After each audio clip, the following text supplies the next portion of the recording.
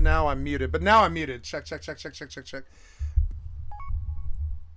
Check, check, check, check, check, check, check. Now I'm muted, but now I'm muted. Check, check, check, check, check, check, check. No, no, no, I got it. Sorry about that. No, it was two different problems. One was my fault. The second one was my fault. There we go. Okay. Thank you for letting me know. No, I got it. Sorry about that. No, it was two different problems. One was my. So okay, so I don't know when the audio went out, but I was talking about this Moist Penguins Moist Critical video. I can't stop thinking about this, which is like how like the incel culture has brainwashed these people into self-identifying as things and calling other people like cucks and simps. Oh nope, nope. You're back. Note. Okay. There we go. And sorry, and I was finishing up with this thing about how like if you have problems with the other gender, if you are unhappy and you are struggling with dating and you find yourself kind of gravitating to the incel scene anyways, and you use language like cuck and simp and all these other things, like that is a red flag to most young women especially, but it's a red flag to a lot of people. And you'd be surprised like how often if you act like a normal person who's just under the same stress and pressure as everybody else, how much better you'll do. When you affect if you affect like an affectation of like internet culture and internet memes and Reddit and all this, you will like you will lose your innocence is the first thing that happens, and this is the real problem with it. You lose your innocence when you begin to think of everybody as betas or cucks or simps or titles like nerd or loser or slut or any of these other like titles that you just want to like apply to all the other humans in your life, right? You are essentially abandoning your softness and losing your innocence and becoming a harder, nastier person, and it is not a good thing. And so my best friend wrote a quote about this that I was trying to talk about, and I'm going to make sure that I do this the right way because the quote is apropos. So, you know, I've noticed that me not acknowledging my softness and sensitivity and choosing to mesh with a society who made it their goal to destroy all softness just takes me to a dark place. And that's Cloud Candy is the name of the person who quoted this. And it took a girl for me to understand, and that one really changed my life. I was like, okay, this is one of the reasons why we're best friends, is she helped me with this, right? When I thought, for about 25 years, I thought that it would be cool if I was a troll. If I sat in trade chats and pissed people off by attacking them right to their face and getting a response and masterfully getting a laugh out of it and trolling them in front of everybody else, you know, that I was somehow winning, or that benefited me or benefited them or benefited the society. But no, the toxicity of all of it was just the detriment of everybody. And so, oh, and I'm sorry, I'm on display or no, I'm on game capture, yeah. And so, and then when we acknowledged this, and she said, yeah, a lot of the time these days I want to act harder because I believe that humans are, you know, it's a society of hardness, how hard you are, how hardcore you are now. And that's actually like, you know, it actually takes you to a dark place when you declare yourself hardcore and you believe that you need to attack other people or call them names or rip them off or steal their credit cards or their bitcoins or NFTs or any of this other stupid ass shit, right?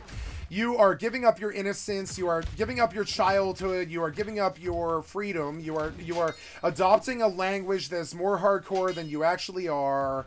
You're not gangster, and you're not hard on the incel forums. Only about like 50 people are really hard on the incel forums and are famous for it, and it's not you. You know what I'm saying? It's Andrew Tate. It's not you. So, you know, it's weird. This culture that you seem to want to adopt because your right-wing daddies and mommies seem to be pushing it on you or whatever doesn't really make fucking sense to me. And I'm not trying to push a leftist point of view. I'm saying your you know, if you choose, you know, If you choose, I've noticed that if you choose to, I've chosen to acknowledge that if you choose to abandon your softness, and if you choose to try to match with the society who have made it their goal to destroy all softness, that will take you to a dark place, and they will wolf you down like the predators they are, because you aren't hard like them. And that is why they lead you down cultural dead ends like that, because if you become sexless, and the women won't sleep with you because you talk like an incel, like a right-wing incel moron, about stupid shit that you see on the fucking internet and Fox News and shit, she's gonna not date you.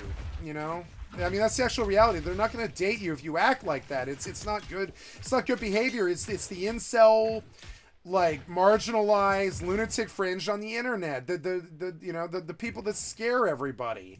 Literally, you might think that it's cool to be like you, but honestly, you're scary to, like, both the right and the left. They're both scared of you. Even the right is kind of scared of you because you still use language that they don't really truly understand.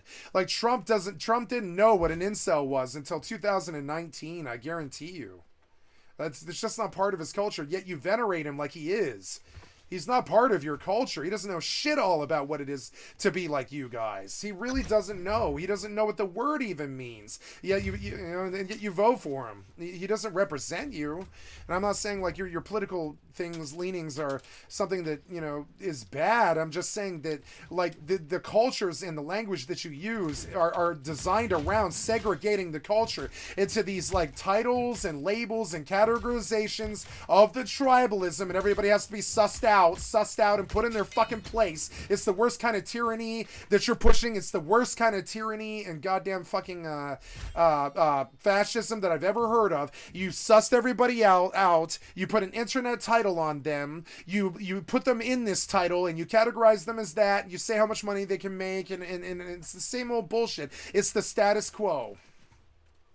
It's the same old bullshit status quo that you think you're fighting. No, you're pushing the oldest, most, like, bullshit, like, that we've ever had, and it's built off bigotry, and I won't fucking do it, And so now we have the incel battle where like, people can't get a date because they use words like cuck and simp all day. Girls are delicate, soft creatures. They don't want to hear the word unless they're a really hard creature themselves, which is fucking rare. It's rare for women to kind of go against the DNA imperative and to be this, like, trolly internet person. It happens, and e-girls happen, it happens, but it's fucking rare. Most of the female gender are fairly soft humans who are not known for murder or disliking people or judgment, or like, I would say half the human race, like the female gender, some of them are rough, crude internet people. Everybody is, but I mean, like, it's sort of rare. Like, most good women are not like that. Most good women are going to hear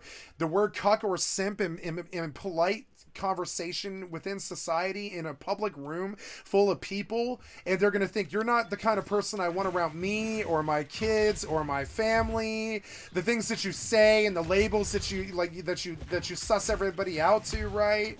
And the things that you think and the hatred that you espouse and the judgment and the shit, all the judgment that you have about the other people in the race is not productive to, like, the human race. And so, no, the girl doesn't sleep with you. Are you fucking surprised? You're using cuck and simp language in 2023, and it's been 6 years since that shit was even cutting edge, much less cool.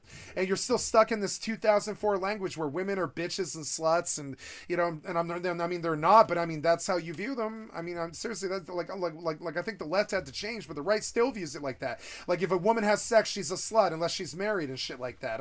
It's just horseshit. It's judgmental white bullshit. It is, And so then you push the culture and you scare the women and you attack me and you act like an idiot and you're in an incel and you're not going to have sex in the next 10 years because you alienated everyone, right? You alienated everyone. And you know it, we know it, we all know it. You alienated everybody, and then now, like, now you got nothing but the people who want to alienate everybody, and you're miserable, and you're an incel, and you're not having sex, and you're really angry at everybody, and you're wheeling and dealing on CS:GO skins, and you're on the dark web farming Bitcoin and shit like that. And yeah, you fit the stereotype. You do. Fucking horse. This goober. Some advice, like, so Zoomer came into the chat on New World yesterday, and they were like, give me some life advice, boomers. And I said 3 things. I said, deserve victory through honor. Don't ever work a job that you don't love. And then the third thing, which is that don't be a cliche, right? And every time you call someone a cuck, incel, fatty, or whatever, that's one less person that you're gonna sleep with. It's like literally like trust me, any good human throughout their life can sleep with thousands and thousands of people, no problem, right? What the difference between you and them is they don't call everybody else an asshole, so everybody else treats them with an actual 50-50 chance.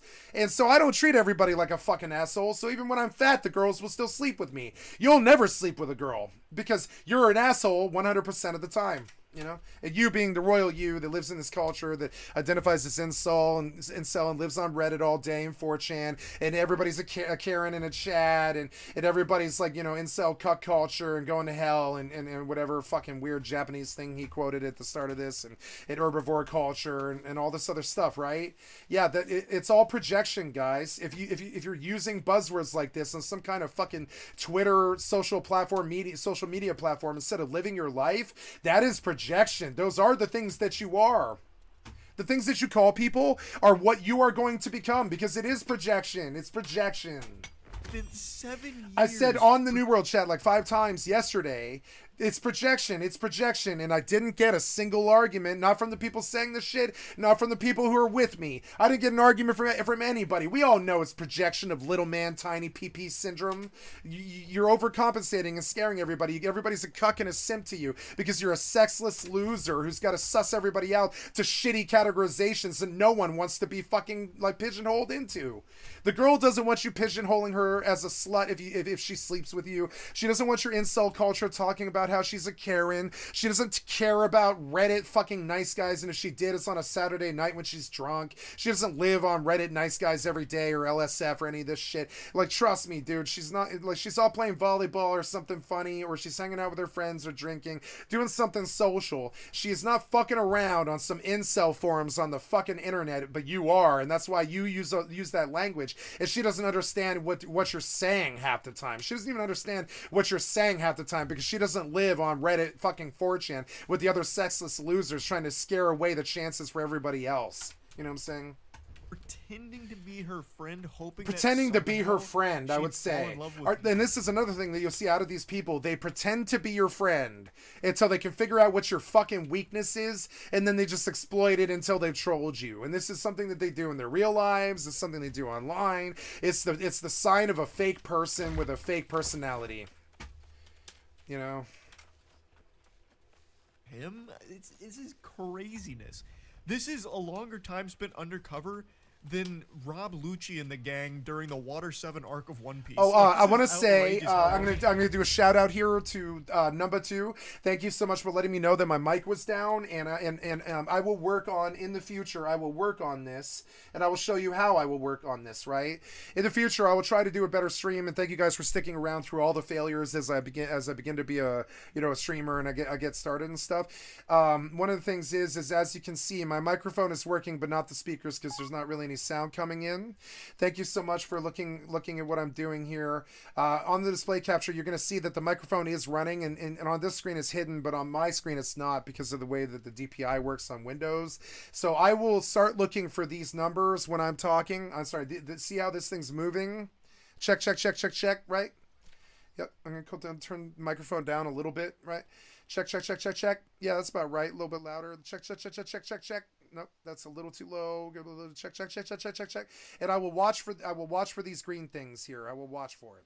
And sorry about that. Like, I will notice if I have a problem more. You know what I'm saying? It's brand new. It's very difficult for me to be watching over all the time and all this, but I'm going to attempt to do it, and I will watch my sound levels as closely as I can. Yeah, and let me know if you can, please. Thank you. If you continue to help me, I will mod you if you want such a thing, but it's a pointless, useless responsibility that just means more work that an auto mod can take care of anyways. But if you ever want mod, I'll consider it, but not yet.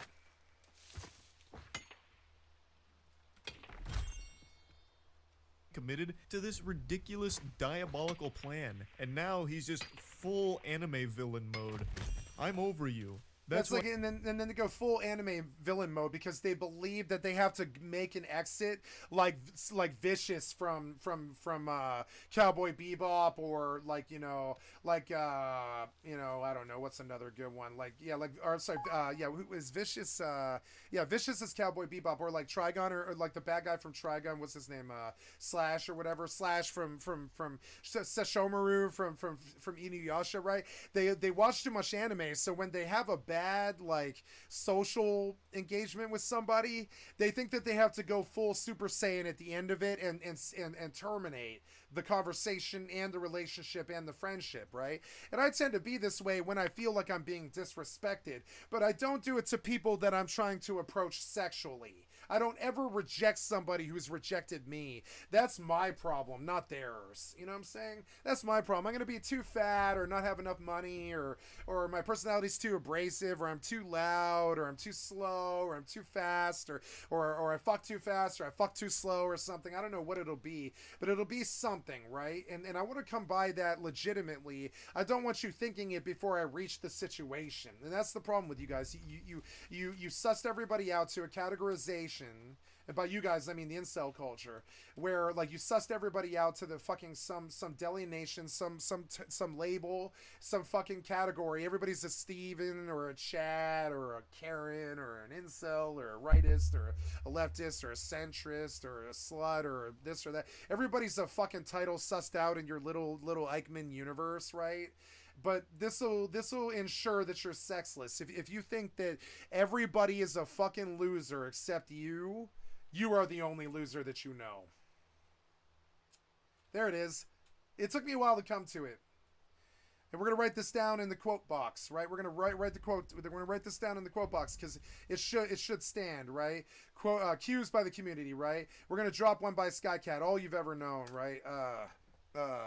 All you've ever known is attack, right? And then we got another one, right? I had a really good one, but I lost it. I lost it. What is it?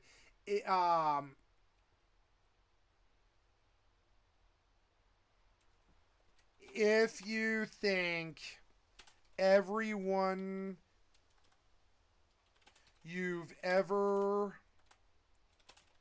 met is a loser except for you, you are the only loser you know.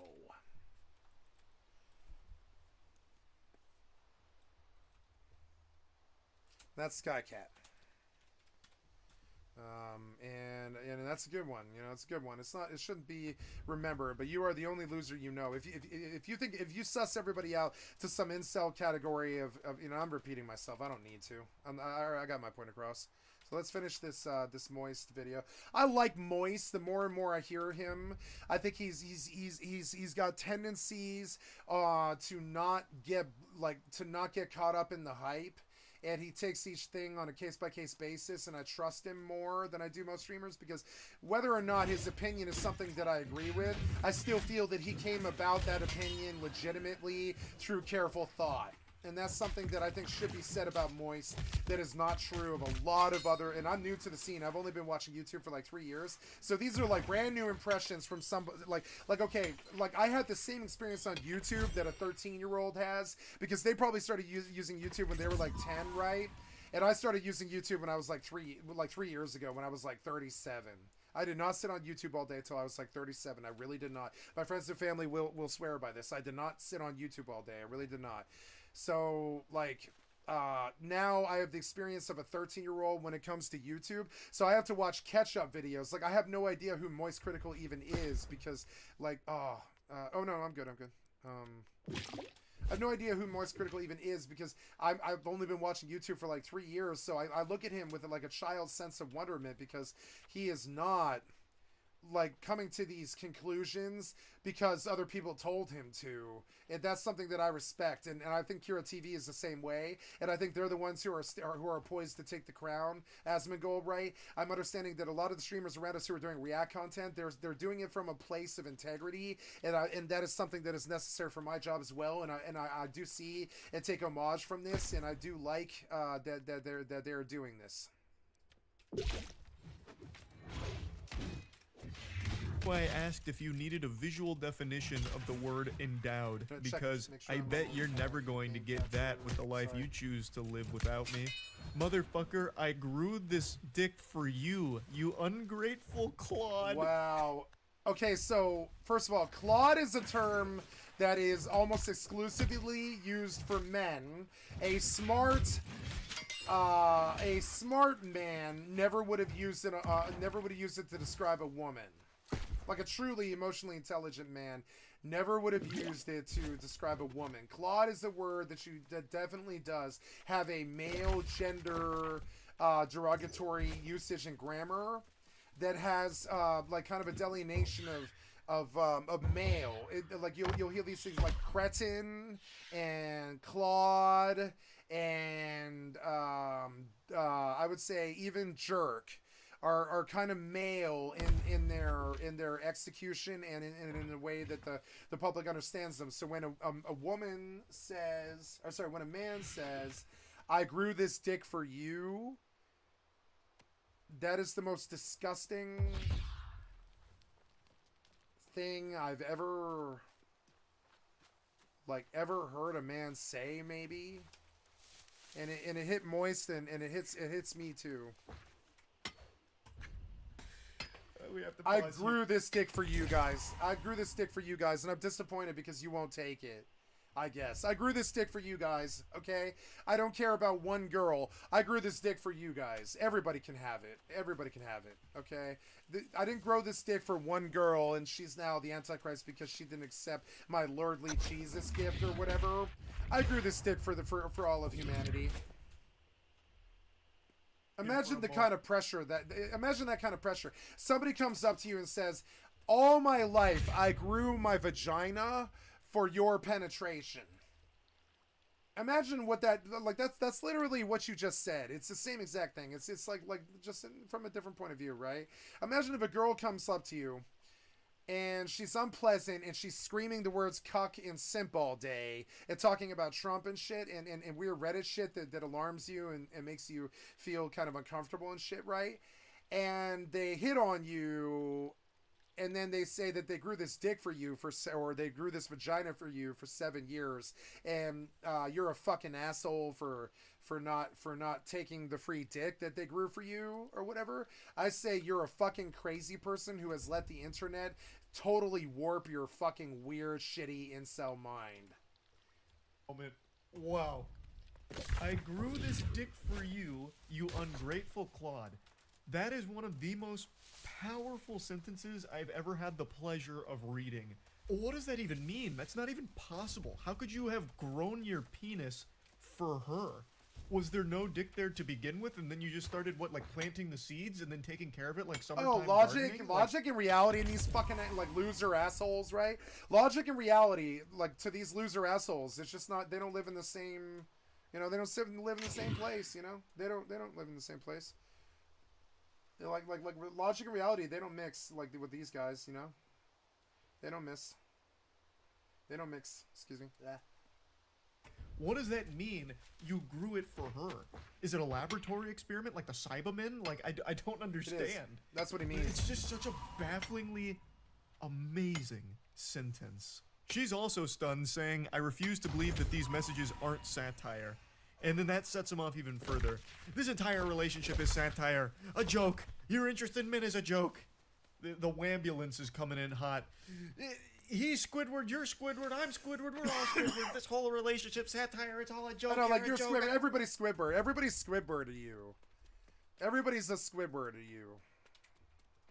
Fuck you. My interest in you is a joke. This is the first time I wanted to show someone my dick because I hate them. Fucking brilliant.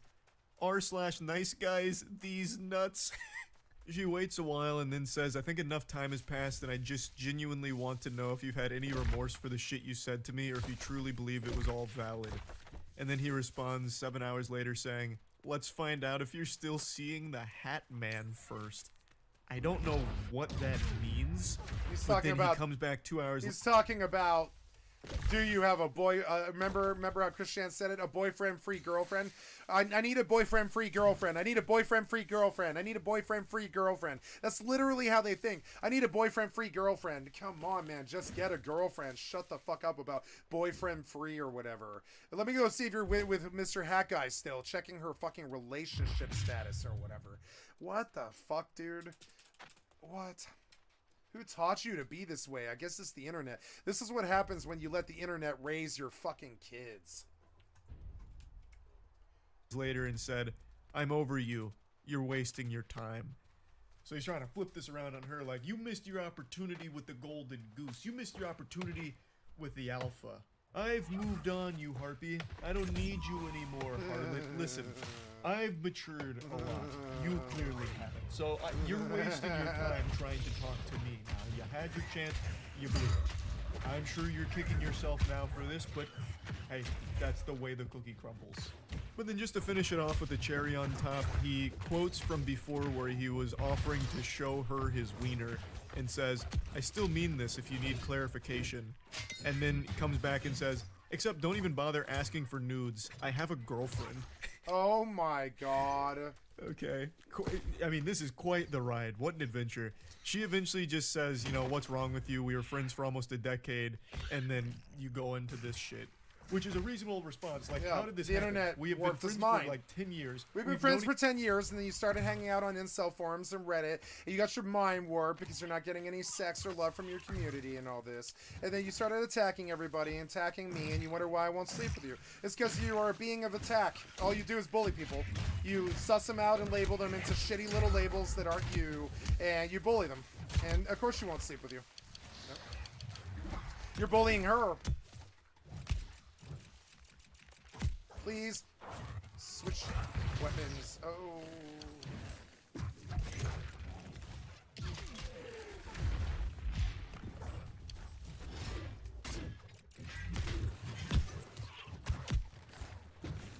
Oh, oh. A lot of mobs for some reason.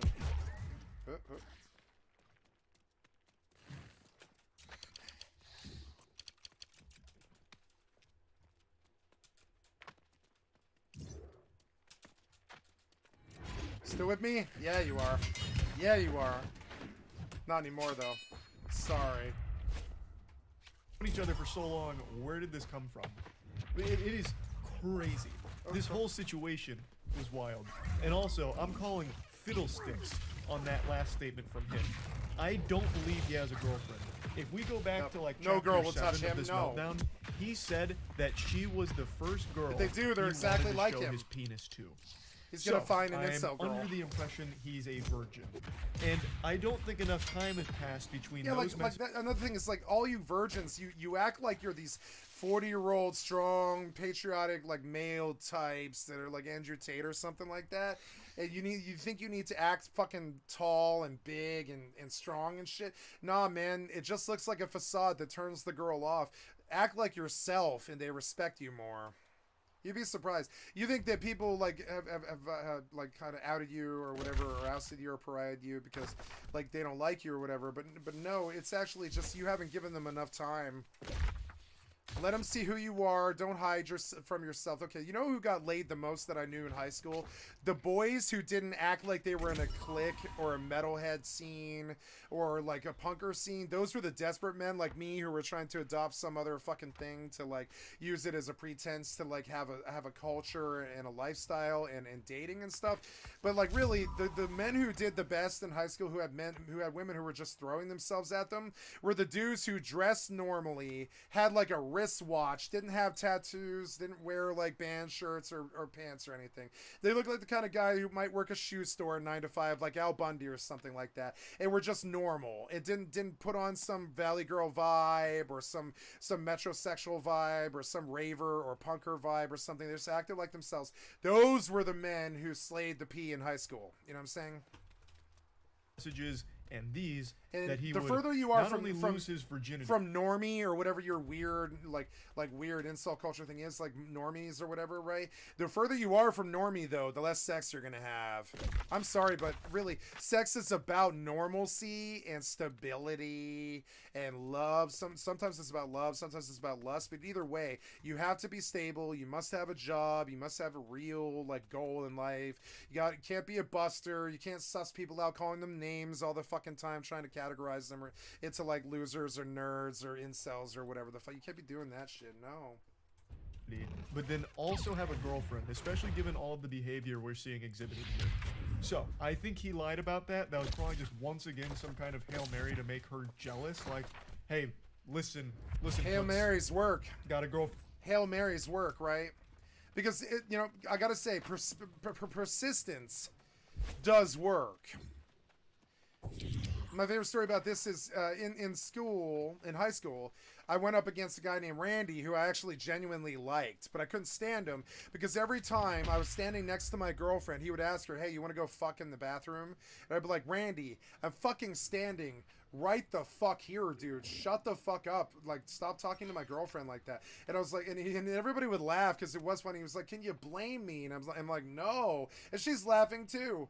And everybody's laughing. I'm like, no, I can't blame you, but shut the fuck up. Like, leave it be, right? And she told me later, I was like, hey, whatever happened to that dude, Randy? Does he still text you asking you to fuck and stuff? And she was like, yes, he pestered me for 6 fucking years. And finally, when I was like 20, I slept with him once. He had a small penis, and I never spoke to him again.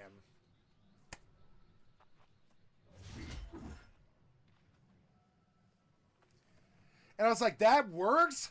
All those years of harassing you and bugging you right in front of me. He'd be like, yo, I really want to go fuck right now. You're so hot. And, this shit. And it'd be like right in front of me, he would like hit on you. And I'd be like, man, like, how do you, but persistence works. You'd be surprised. And the difference is he wasn't using cuck simp language. He wasn't treating her like a weirdo or being weird about it. He wasn't lying. He wasn't being weird. There was sexual harassment. She didn't like it. But I mean, like, but he at the end of it, he would say, "Can you blame me?" And I'm sorry, I don't mean to hurt your feelings or make you feel weird. And he was very apologetic after. He's like, "I can't help it. She's so beautiful." And I was like, I respect that more than some scrub buster who's sitting in the incel corner, kind of meme mugging you on the Facebook and shit. I respect that a lot more.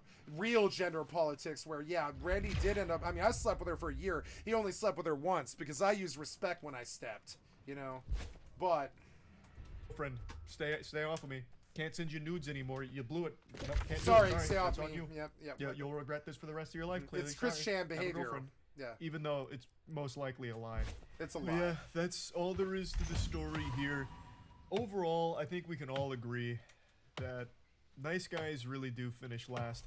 It is insulting that these two didn't end up getting married. This guy is a real catch, and it's just a shame to see. The worst part is deep down, deep inside, I actually fundamentally believe that these kids could get married later.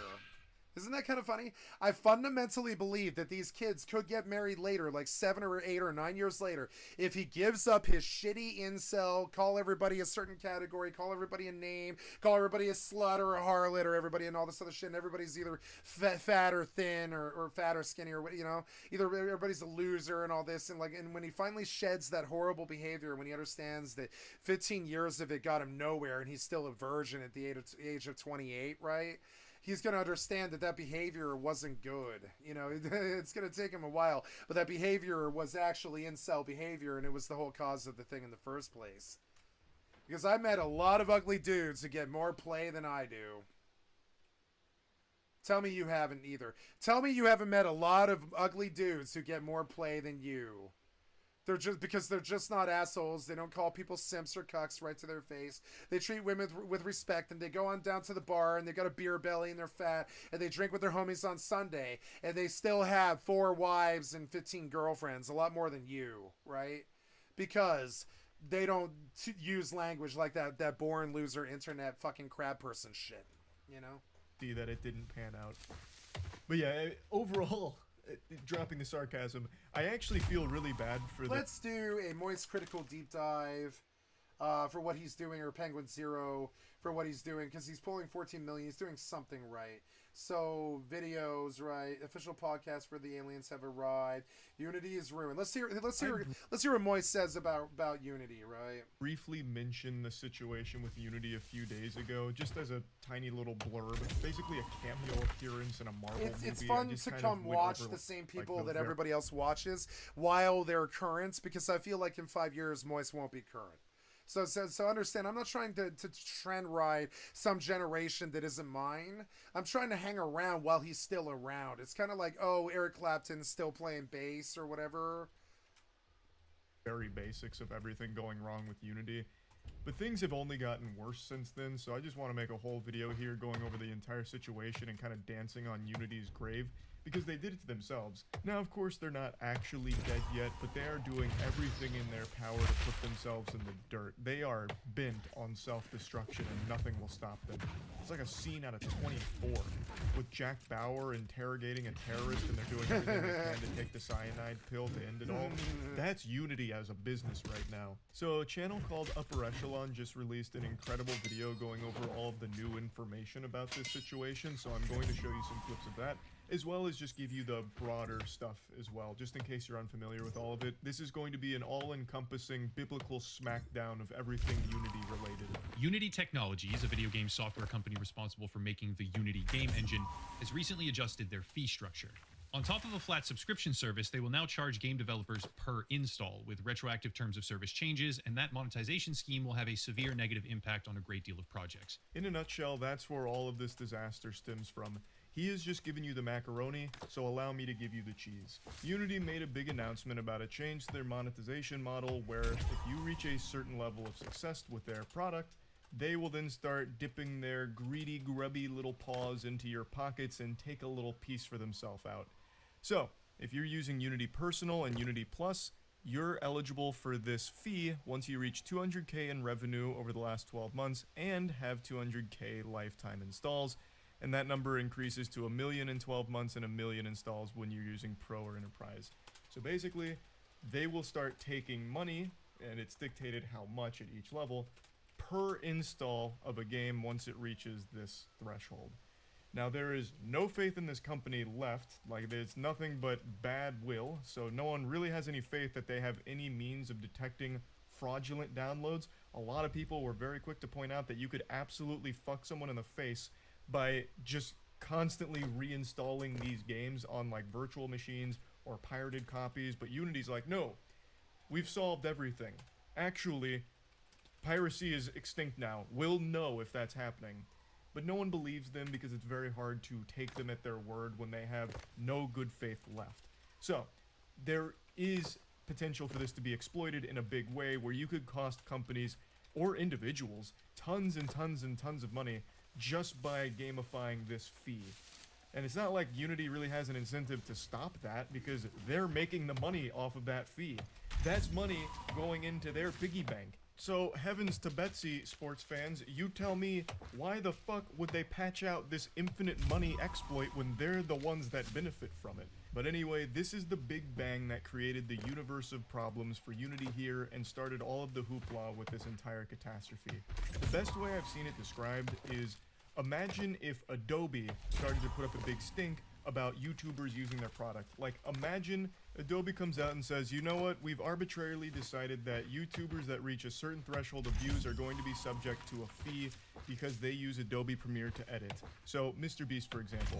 Mr. Beast will now start paying X amount of dollars per view because he edited his content with Adobe. It should be pretty clear why that is an extremely scummy and ridiculous idea. And that's fundamentally what Unity's doing here. People paid for the tools. They made their own games with those tools. Adobe, now I'm getting lost in my own fucking genjutsu here, the fantasy I've crafted. Unity should not be entitled for a fee per install on the games that people make if they're successful. It's literally suffering from success. We already know about John Ricciello, however you say that, the CEO. He sold a bit of his stock right before this all happened. He was the former CEO at EA Games. John Ricciello, more like John Sissy-Tiello, because he's a little bitch. Man, what a humdinger. If Unity wasn't dead before this video, they're definitely dead after this one, because that was an absolute heater. So anyway, their CEO is John Riccitiello, however you say it. I also don't know. Upper Echelon is about to get into the meat of the new discoveries, but I want to continue laying the foundation for all of the prerequisite knowledge that you should have coming into the new stuff. So, their CEO is a very important component to this entire controversy. He is a former EA employee, former EA CEO, who was too greedy for EA. Let that sink in for a moment, marinate on those juices, let that percolate in your noodles for a moment. Someone was too greedy for EA, and it's this cartoon villain here. This goofball is the mayor of Doofustown. I don't know how this clown keeps landing prestigious positions. In 2011, during a stockholder meeting, he said, when you're 6 hours into playing Battlefield and you run out of ammo in your clip and we ask you for $1 to reload, you're really not that price sensitive at that point in time. So he's using this as a gold standard example of successful monetization, where you're deep into Battlefield, you're in the middle of doing something, and then bang, we flash a jump scare on screen that says you need to give us $1 if you want to reload right now. And he believes most players would relent and just give them the $1 because they are actively doing something and now have to pay in order to keep doing it. It's beyond evil. It is remarkably greedy.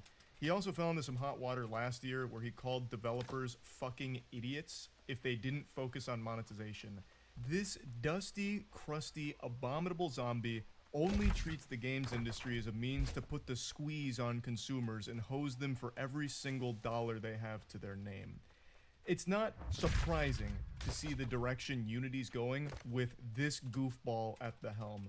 But what is surprising is the fact that John Riccitiello keeps landing powerful positions in the industry. He is not good at his job. His ideas are atrocious. He is a money repellent. EA couldn't even act on his advice because it was so over-the-top Looney Tunes level evil greed.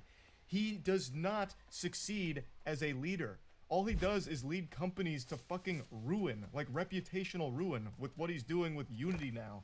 He just sinks the ship with terrible business ideas. I don't know how he even got the Unity CEO role. So now that's the basic lore rundown on the history of John the Money's Gone Riccitiello. Now, as Upper Echelon briefly mentioned there, this guy also sold a pretty substantial amount of Unity stock right before this announcement came out. Which, you know, hey, I'm not the feds here, I'm not the authorities, but to me, in my little caveman brain, that sounds a little bit like insider trading. There's no way this guy is dumb enough to have not realized the backlash that would ensue from this. And he happened to dump quite a bit of stock right before making the announcement. That's a little peculiar, don't you think? But anyway, you know, maybe just complete coincidence, perhaps. But who's this guy? Tomar Barziv. Credit where credit is due. Tugging on this thread is the result of a post on r/Unity from a user named Zijit. I'll link to that down below.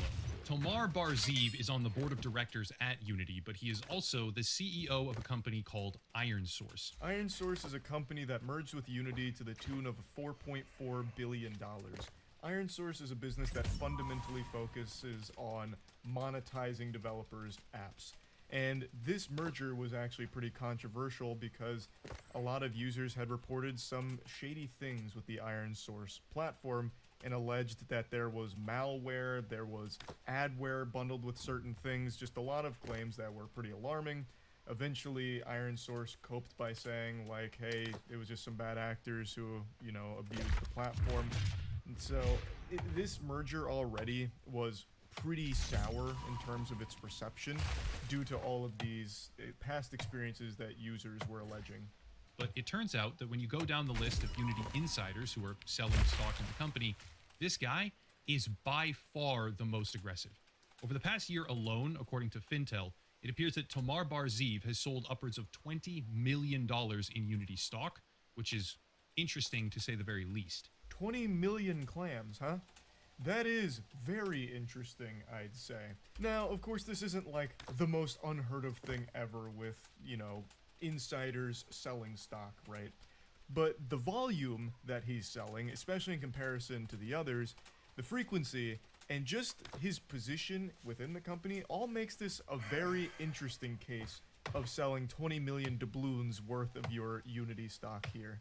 First, at the same time as this $4.4 billion deal, or merger, was taking place, a company called AppLovin made a competing offer to buy out Unity completely for $20 billion. But Unity rejected this deal, citing that the deal, quote, would not reasonably be expected to result in a superior proposal. Upper Echelon goes on to say that he finds it odd that they rejected that, considering the $20 billion offer is pretty significantly above the market cap at the time. But he did say that with the AppLovin deal, Unity would have been dropped to 49%, so there is complications to it. But this is an important piece of the puzzle here with everything going on, because Upper Echelon expands a bit further into the merger with Iron Source, which was significantly less than they would have got than if they went with AppLovin. So there is a bit of a head scratcher to it, but Upper Echelon is diving deep in here and picking out all the breadcrumbs and getting to the truth. During the deal with Iron Source, two investment companies, Sequoia Capital and Silver Lake, pledged to come on board with $1 billion invested in the deal itself. Two more people, one from each of those companies, joined Unity's board of directors, Egon Durbin and Rolaf Botha, these nuts. Starting with Egon Durbin, he is a founding principal and managing director at Silver Lake, which it now appears, I shit you not, has sold the entirety of their directly held remaining stock in Unity Technologies, disclosed as of yesterday. Casually sliding in that D's nuts moment was spectacular. Really appreciated. So, important takeaways here is after the Iron Source merger with Unity, two new people get added to the board, and they're both some pretty shady individuals as well. One of them, Aegon, actually dumps all of his held Unity stock, which was disclosed yesterday, apparently. And it's at this point Upper Echelon drags us kicking and screaming into the light. We're able to take a look at this septic tank for what it really is, full of shit. So these two new characters come on board, and Upper Echelon examined their connections. And Aegon, in particular, had a notable past where he was pretty tight with Tesla, especially during that whole boogeyman moment where Tesla might go private, that whole thing that floated around a few years ago. And overall, both of these two new members of the board at Unity both seem very enthusiastic about this modern tech trend to charge out the wazoo for API access. Twitter made a change to their pricing model for API access not too long ago. Reddit most recently made a change to their pricing model for API access, which was actually the catalyst for the Reddit blackout that many of you might remember. God rest the souls of all the accounts that went offline for 48 hours. Basically, the new tech trend is these massive corporations charging a lot of money for API access, and Upper Echelon draws this parallel with the way Unity's pricing model reflects the API pricing models for Twitter and Reddit. And given the connections of the two new members that joined the board, Botha and Durbin, it isn't far-fetched to assume that this is the direction Unity wants to go, to follow in line with those models, which is bad. That is bad for everybody in the communities. The API changes on Twitter and Reddit were wildly detrimental to a lot of different things, and the Unity changes are also extremely detrimental to a lot of different things. It is a bad thing, but it actually gets worse. Here's a much better visualization of what's actually happening from a user named Sososki on Twitter. The yellow indicates the portion of developers who will now lose between 10 and 25% of their revenue with Unity's new terms of service. The orange, they stand to lose between 25 and 50% of their revenue. Red can lose between 50 and 100%, and that scary black line off to the left, not huge, but it is there.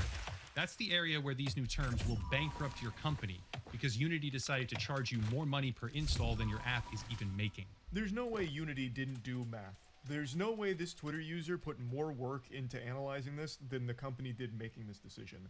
This is something that under no circumstances should have ever flown, period. Because there's no world where you as the company should bankrupt the people using your product because they're succeeding when using your product. It's nonsensical. Now, I realize I didn't answer this in the beginning, but there is a lot of confusion. They are changing the policy, but it doesn't mean that the companies that use Unity for their games are retroactively responsible to pay for the installs that people have already done prior to this new agreement.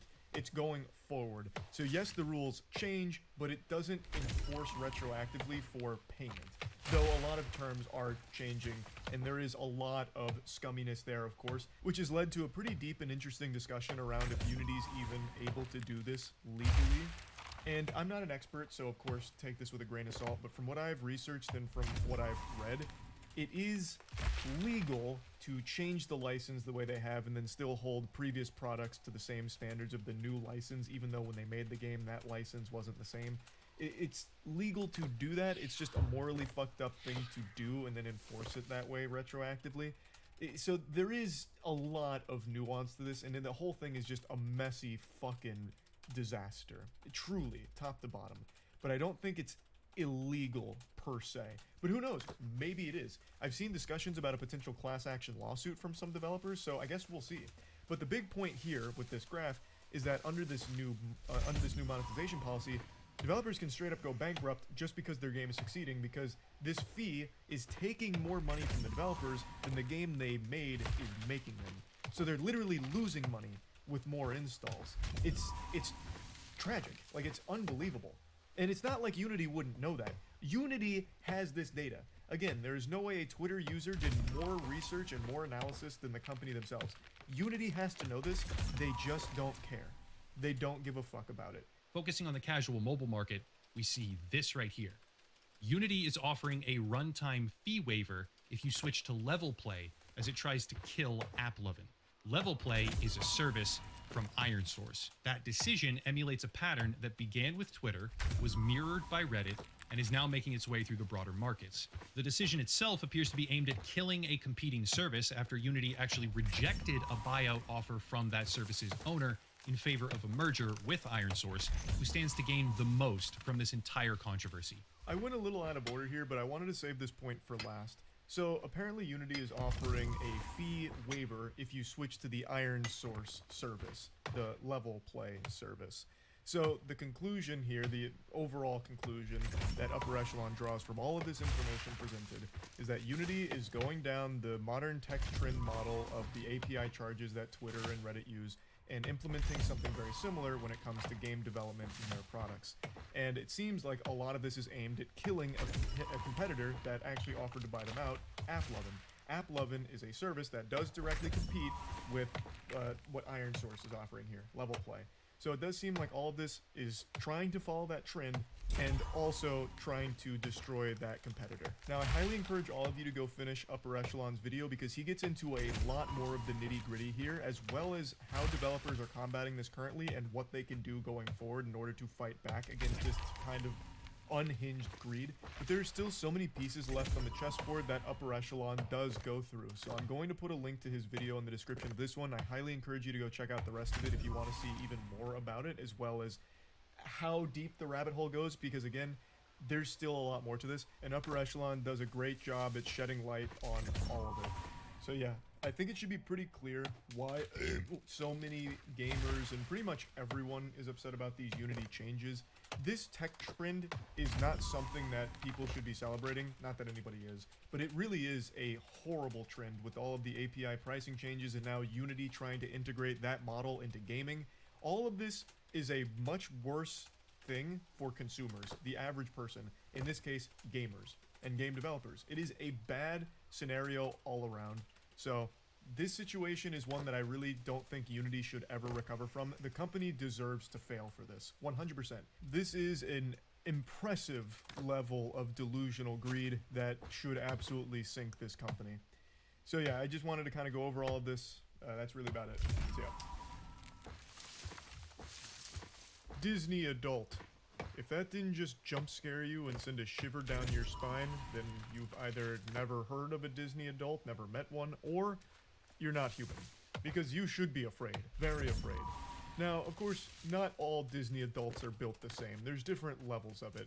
I'm talking about the most extreme level of completely obsessed to the point where it becomes their entire life and identity. Obviously, there's nothing wrong with being a fan of Disney products as an adult. I like a lot of Disney things. But there's a big difference between greaseball, goofball, goblin man Charles and a Disney adult that's willing to uproot their entire life just to be closer to the theme parks in order to go every single day. You may think that this is some kind of crazy exaggeration that doesn't happen, but it does. More often than you think. There are a large number of seemingly totally normal people that for some reason have been completely brainwashed and perpetually spend a large chunk of their paycheck consuming Disney products or just going to Disney properties way more often than any reasonable person should. It's so weird. And Disney knows this, which is why they've now recently announced that they're building their own community, their own neighborhood, basically, for Disney adults to go live together and be part of the Disney family forever. Even just the marketing material give me the heebie-jeebies, saying that this is going to be the best chapter of your life, like forever. I don't know, that's eerie sounding. Visiting a Disney neighborhood sounds worse than visiting hell. At least the demons and devils in hell aren't pretending to be something they're not. Because Disney is an evil corporation. I don't care how you spin it, no matter how big of a fan you are of Disney properties. Disney as a corporation is one of the greediest, shadiest, and just downright deplorable companies there is in the world. For a company that's supposed to be all about magic and being the happiest place on earth, the only time Disney seems to be at its happiest is when they're magically face-fucking you with their insatiable gluttony to shake you down for all of your lunch money and keep you perpetually suckling on their teat, consuming only their milk. It is a scary company. I'm not here to really get into the weeds of all of the awful things Disney has done since its inception, but I do want to get into the weeds of the neighborhood here because I find this to just be like a dystopian idea where corporations like Disney are going to start building their own communities. In my opinion, it's just an alarming idea. But anyway, the first one from Disney here is being pitched as story living, and there's no information on pricing that I can find at the moment, but since it's Disney, you can bet your sweet bippy it's going to be overpriced. You'll be paying 7 figures for a 1-bed, 1-bath, 400 square foot crack shack without a driveway, because in the Disney neighborhood, you use magic to get around or some shit. Like, you're gonna overpay for your property in the Disney neighborhood, I imagine. But one thing that really stands out to me is in the pitch here, they have this legendary service notice where it says, at Cotino Community, which is the first part of Story Living, cast members will strive to deliver the same friendly Disney service you've come to expect. This was super odd to me. What do you mean cast members? It's a neighborhood, right? I've lived in neighborhood communities my entire life, and I've never seen NPCs wandering around checking in on me, making sure I'm abiding by rules and regulations, asking me questions. This sounds more like spies. And the whole idea of this neighborhood is actually bigger than I thought it was. It's not just a residential community. This is basically a place that they're building for people to go to die. In addition to having housing in Disney, the community is... Hopefully they died choking on carnival food. seemingly isolated from the rest of the world, just locked into this one fucking dimension over here, like where Squidward went to be all alone, but this time it's only for the most obsessed Disney fans. So you would have property in the community, and the community itself also has stores and restaurants and like activities and events all held within that neighborhood, as well as like a beach that you have to pay for access to as well, even as a community member. So it really feels like this is where people would go and then not leave. That's the design of it, because why would they? Everything they need is there, and it's all Disney approved, and you love Disney, so why not just go spend your entire life here and make sure you empty out your piggy bank the entire way before you shed the mortal coil? They have like a proposed 55 and older only community as well. So to me, it really just seems like they're trying to build the one-stop shop for Disney adults to go to die. Like, spend the rest of their life, spend all of their money on Disney and Disney only, so that way it doesn't go elsewhere, so that way they can have it all. And it's just so weird. I think it's such a fucking weird idea. So I went over it a little more on stream last night. I'll show you a couple clips of that before hopping back in for a bit more analysis. Have you heard about the city Disney is building called Story Living? Talking about the Disney neighborhood? That's got to be the worst place on earth. This place would be absolutely miserable to live. Imagine being in a Disney-only community. Have their own police force. The HOA would go crazy. Smiles mandatory. No! If not, you get executed in the town Oh no! square. Did you screw me? What if Oh you're no, allowed you to screwed me, have I think, a little Netflix bit. there? Oh Oh, no no! chance. Oh That'd no, be I a can't get crime up there. I punishable can't by get up there. death What am I in gonna Disney do? Story Oh Living or god, I'm whatever. so close. The house Please, is too please, expensive, please. no one's gonna buy Please, these. please, You please, don't know Disney please, adults. please, please. Disney adults will actually trample each other just for the chance of living in a Disney neighborhood. Touch the hearts and minds of people around the world for nearly 100 years. Okay, stop sucking your own dick. Just show me Brought the to neighborhood. life by our world-class Disney God cast. damn it, I'm like, As Imagineers, oh story is no, I'm part of screwed still on think the it's so cute they ledge. call I can't themselves get up. I Imagineers. don't know. life. Come on. Oh, this is taking This exciting so new venture long. will Whatever. I don't enhance, extend, care. and strengthen the Disney brand by allowing us to bring I just want to see if I can do it. you may never have expected. Surveillance. We enhanced the Disney brand by spying on you. We own you. You live in our neighborhoods and you are literally our property. Community is something truly special. We're exploring Nightmarish a variety of is the word I'd locations in use. the U.S. for our story living by here in the community of Rancho Mirage. Just Is this outside like of Palm WandaVision? Springs, California. Kind of. And I'm excited to But announce worse. that our first story living by Disney community will be locating experienced home builders So at each site annoying. to contribute their talents and expertise to each community. But yeah, that's the gist of it. It's not really like Celebration. This is legitimately a Disney neighborhood. And I imagine those houses are going to come pre-built with some kind of surveillance or data harvesting program. Charles, I noticed at approximately 8:45 p.m. this evening you weren't smiling. Is something the matter? Do we need to have you re-educated? Be happy or else.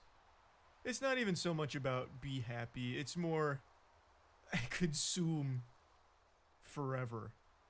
Forever. Consume or else. Do we need to send the Imagine police to have a talk with you? Oh, the police won't be imaginary. Those aren't Imagineers in uniform, I'll tell you what. Disney's absolutely gonna have like a paramilitary force. They are gonna lock this shit down. You can get in but not out. No, you can get out too the second you can't afford to live there anymore. Or if you make the mistake of trying to download a competing streaming service. Contraband in the Disney neighborhoods is going to be like smuggling in a DVD of like Boss Baby or something. An animation that's not Disney. Disney wants to own human souls themselves. At least the Disney adults will all be in one place so we can avoid them. I mean, yeah, it'd be kind of like a quarantine zone for like the most brainwashed Disney adults, I suppose. And actually, I do wonder if they'd even be allowed access to the rest of the internet. What do you mean I the really rest of the imagine this internet? Disney neighborhood being complete lock and key. I do Like too. your days are designed for you. Yeah. You're restricted access to a bunch of different things. Yeah, it'd probably just be like an intranet for the neighborhood. Because I mean, if they give you unrestricted access to the internet, you could be leaving a negative review about the housing situation. You could be saying less than favorable things, and they can't have that. You should go there when built. Man, fuck that. That'd be going to like a Scientology church. That's scary. Let's go ahead and play around a little bit here, because I don't exactly know how this neighborhood's going to go, but knowing Disney, I think this could end up being like one of the most outrageously strict places on the planet. I really feel there's a non-zero chance that they will outright forbid anything that's not Disney or Disney adjacent. Like, they won't have direct competition. I wouldn't be surprised if you can't even Amazon Prime packages into your Disney neighborhood house. Like, they probably would just turn them away at the door or something. You can only order through Disney pre-approved services. I really think that that's not out of the realm of possibility, because it seems like they're going to really own this neighborhood. Everything is going to be Disney related. Like I said, the cast members thing really throws me for a wild loop, because that just seems like actual simulation cult shit to a certain degree, where you will be monitored. Like, it seems like it's going to be constant surveillance from the cast members on their community. I also do think there's a non-zero chance that there will be some expectations on their residents as part of like an HOA agreement where they'll attend Disney events or Disney hosted celebrations within the community and shit like that in order to get them active in the community or something, and they'll probably spin it as like, you gotta really embrace the magic. You're living in the Disney neighborhood, damn it, so come to all of our events. Why are you here if you don't want to be? You know, get over here, come to the events, in order to try and get them on the hook to start spending more money on Disney-related shit and continue the brainwashing. If you're already living in the Disney neighborhood, if you paid to be there, you're already pretty brainwashed, but this is like another level. This is a completely different level where you are just completely submerged in Disney and Disney only, cut off from the rest of the world. Also, worth noting real quick, Disney has tried something similar before with a place called Celebration, which is, like, it's pretty similar to what they're pitching here with Story Living by Disney, but it completely failed. Celebration completely failed. It was a disaster for them, and I think they no longer have Celebration as like a Disney thing anymore. I'm not entirely sure, it's all kind of messy, but it was a failure on Disney's part to do this in the past, but they're trying again. They're saying, you know what about Second Breakfast? That was so good, I want to try it a second time, and they're going with story living this time, but they've broadened the scope, and they want to create all of these amenities for the neighborhood, and to me it all just seems like control. Like, they just want to control all of your spending, then make sure it all goes back into Disney's pockets. This shit is scary. Also, I read something from Celebration back when it was still Disney's, where apparently the HOA was so fucking evil that they had some kind of clause where they could legally tell you that you have to get rid of your pets if they're deemed a nuisance or something. I only read a little bit about that from Google, so take that with a grain of salt. That could be all anecdotal and completely incorrect. But I wouldn't be surprised if Disney really did have something like that. And I wouldn't be surprised they have something like that in Story Living by Disney when they do build this. I really do think it'll probably be one of the most awful places to live, truly. Even as like a Disney adult, if you're a huge fan of Disney, I think living there would make you fucking hate Disney too. But yeah, anyway, I just want to talk about this a little bit. That's it. See ya. I know it's late, but I just need to whine and complain and rant about a movie I just saw really quickly. You know how...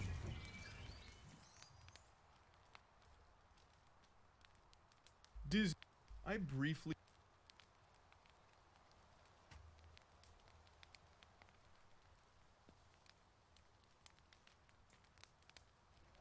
And I am sure you're...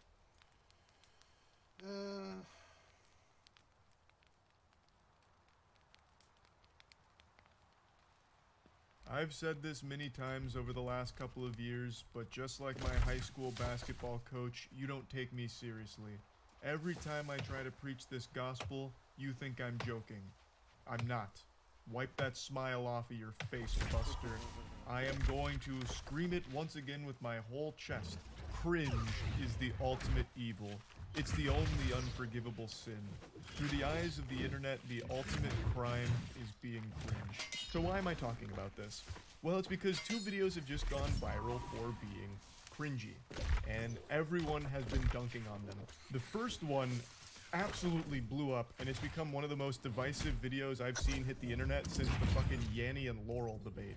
It's this woman celebrating getting her pancakes by doing a little boogie. I have to mute the audio, so I'm just gonna beatbox for this.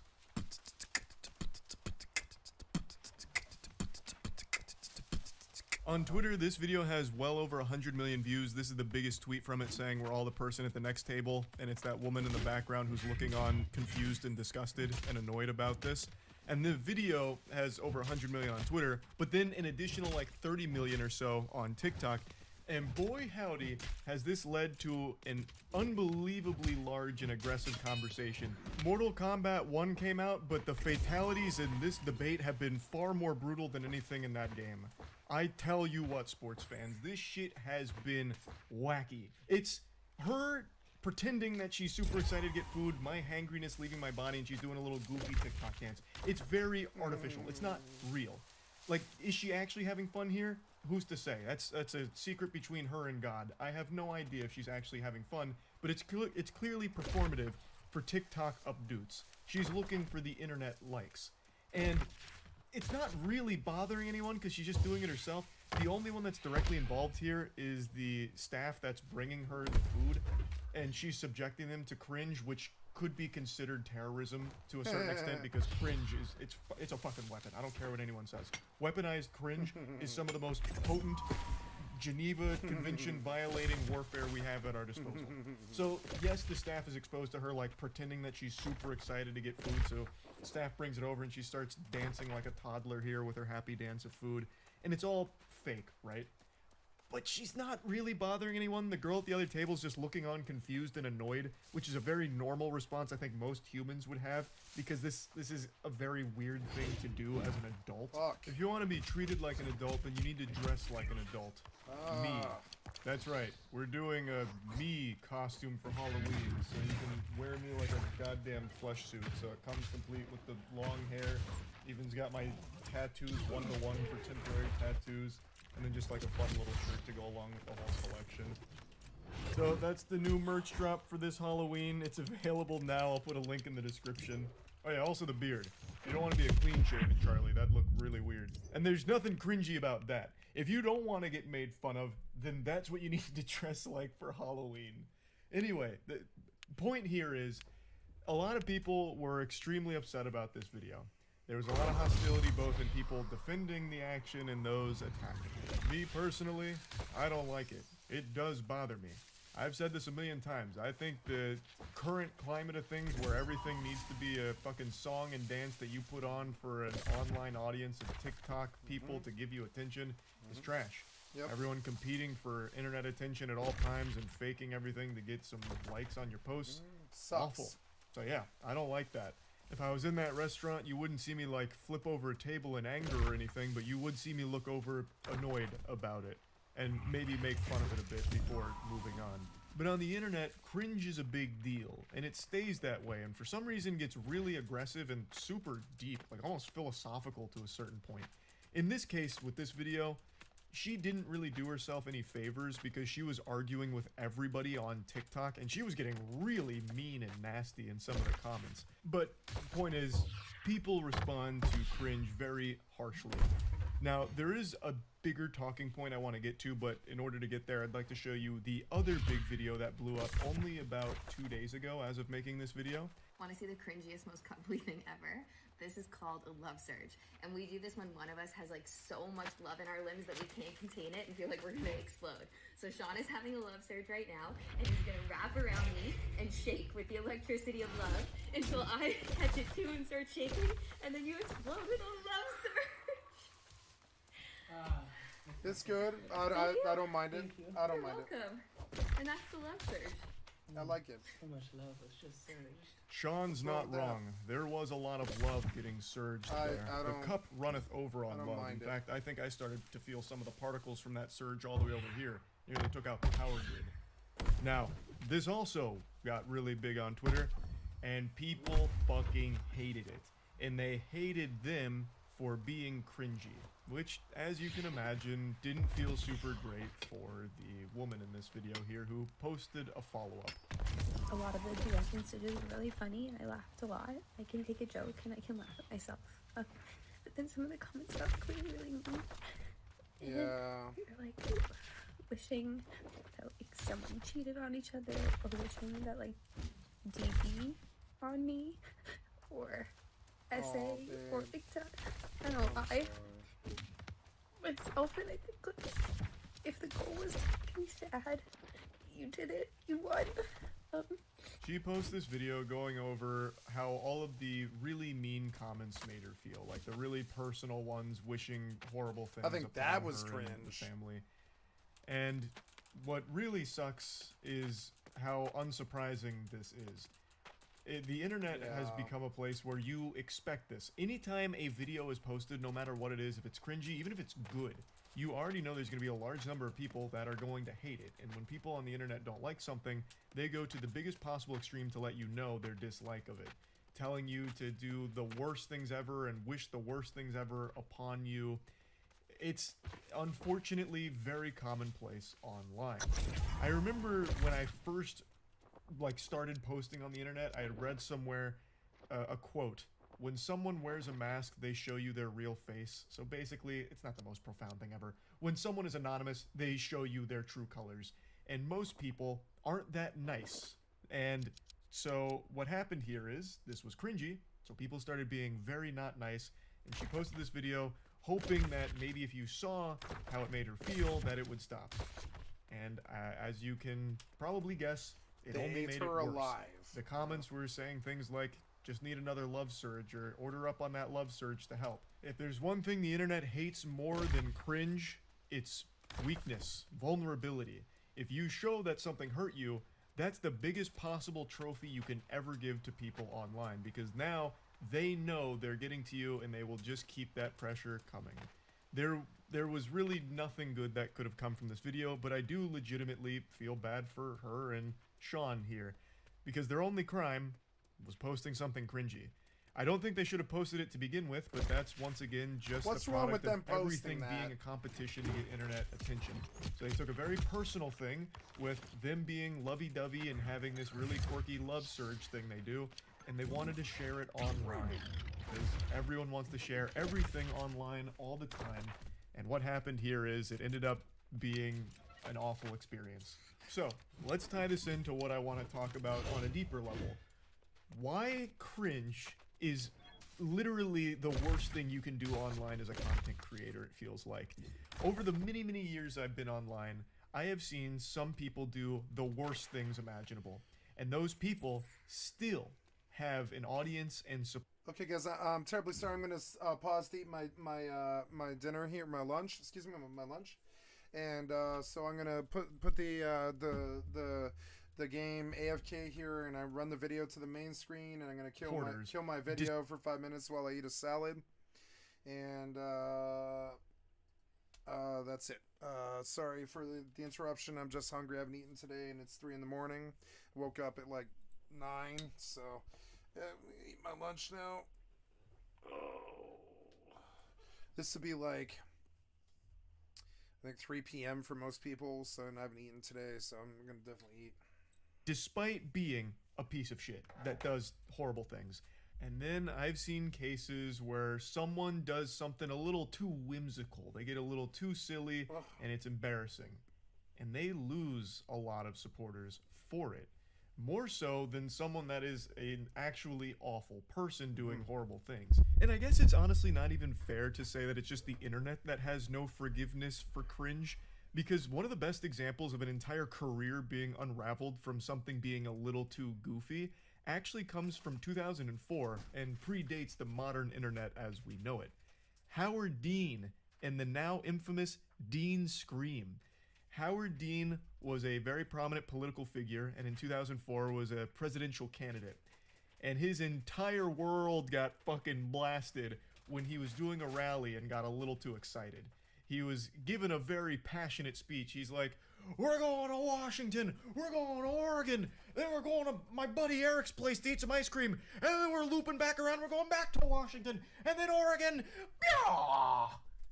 And that moment, that one silly little screech ruined his entire presidential run and made him a laughingstock, all from just a droplet of cringe. I actually think he was a pioneer who was ahead of his time, because if he did that today, he'd be looked at as like an icon on TikTok, because that kind of shit's not cringy per se anymore. But anyway, the point I'm making here is it might not even just be an internet-specific phenomenon. It might be like a human-specific thing where we're just hardwired to dislike cringe and always hold it against the person who made us feel the cringe. I don't really know. I'm getting scientific about something that has absolutely no basis in science. It's just something I've observed for pretty much my whole life, where some people will do what I consider to be unforgivable things, like legitimately horrible, terrible, awful things, and yet they still go on to have an extremely successful career. They have tons and tons of fans. Someone like Chris Brown. Chris Brown, I think, is a bad guy. A hot take. I think he's a bit of a jerk. He has a history of beating women. He beat Rihanna within an inch of her life, and yet, look at him today. He has probably more fans now than ever. Like, he just got nominated for an award at the VMAs a few days ago, and people were cheering, applauding, losing their minds over it, celebrating. Somehow, his fans stood beside him and still support him through all of that.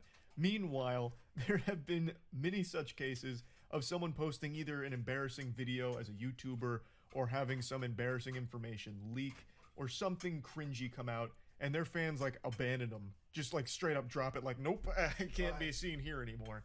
I don't know, it's just baffling to me.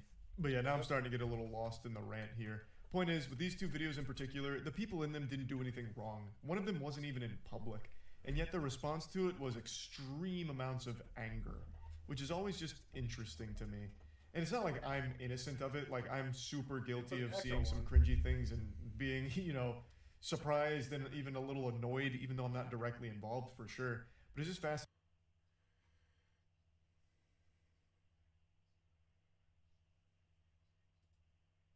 You can tell just by taking a quick peek at me that I am a highly trained, lethal combat machine.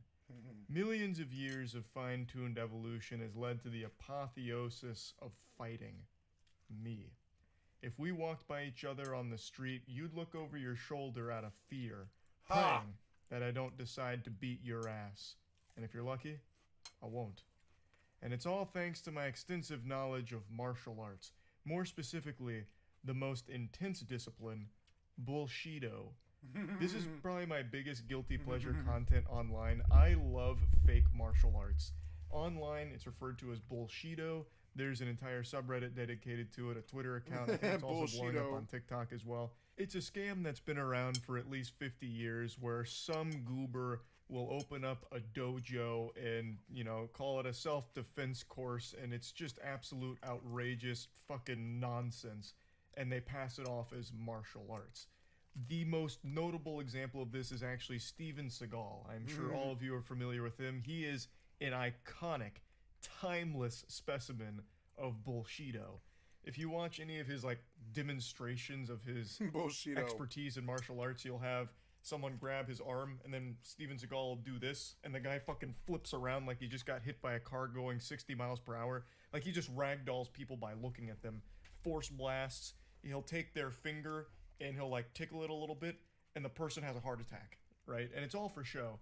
Obviously, none of it's real. The people that are having the maneuvers performed on them just sell it, and it's supposed to get some students to sign up to the course under this ridiculous belief that it's real. But the video footage that exists from these courses is unbelievably entertaining. Some of the best footage online, period.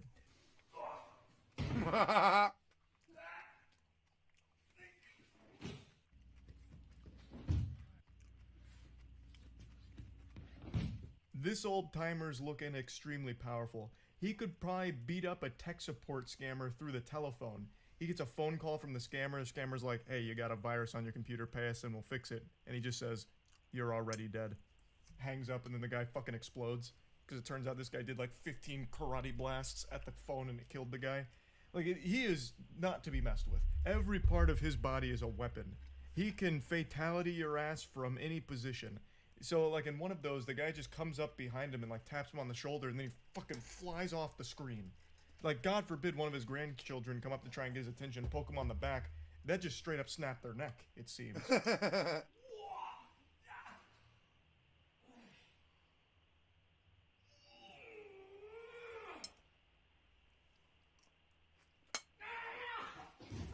If he doesn't want to be moved, there's not a force in this universe that can make him move. Not even God. It's like pulling the sword from the stone here. The guy trying to lift him even tries biting on his ear a little bit to no avail. He won't budge. And then eventually, he sends him flying thanks to his overwhelming spiritual pressure. This old timer's got such powerful aura, he could probably kill people just by entering the same room as them.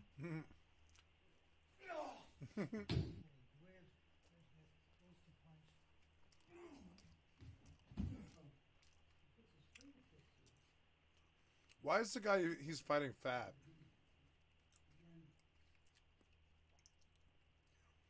Why is this fat guy getting flipped over and over and over again? They're both kind of Just fat. when you thought it was safe to ask Grandpa to pull your finger, he's got a move for that too. And he's lucky he didn't perform the full fatality.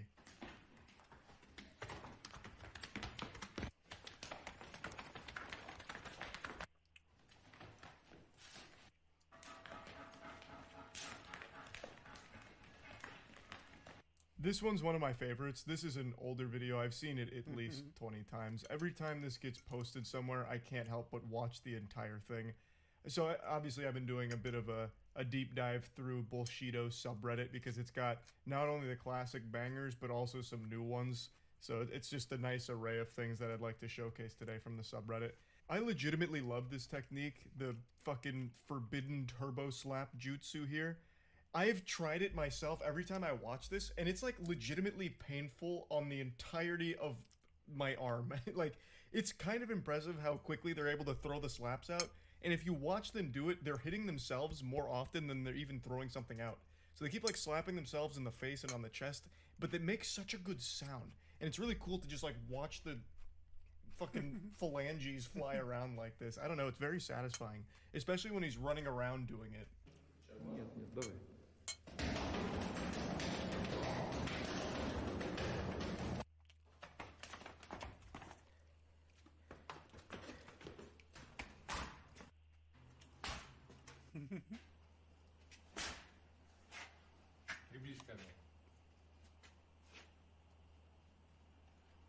Obviously, you're not winning any fights against a human being with this technique, but it is extraordinarily deadly if you're being chased around by a couple of pages out of a textbook.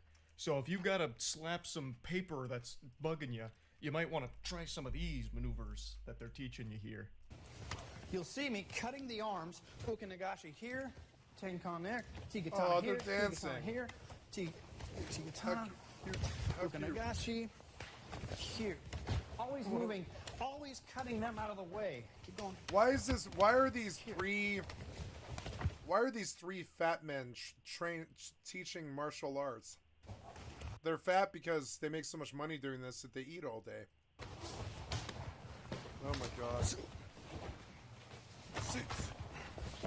This class, I believe, is just being taught in his living room. They just push the couch back and then bring the students in.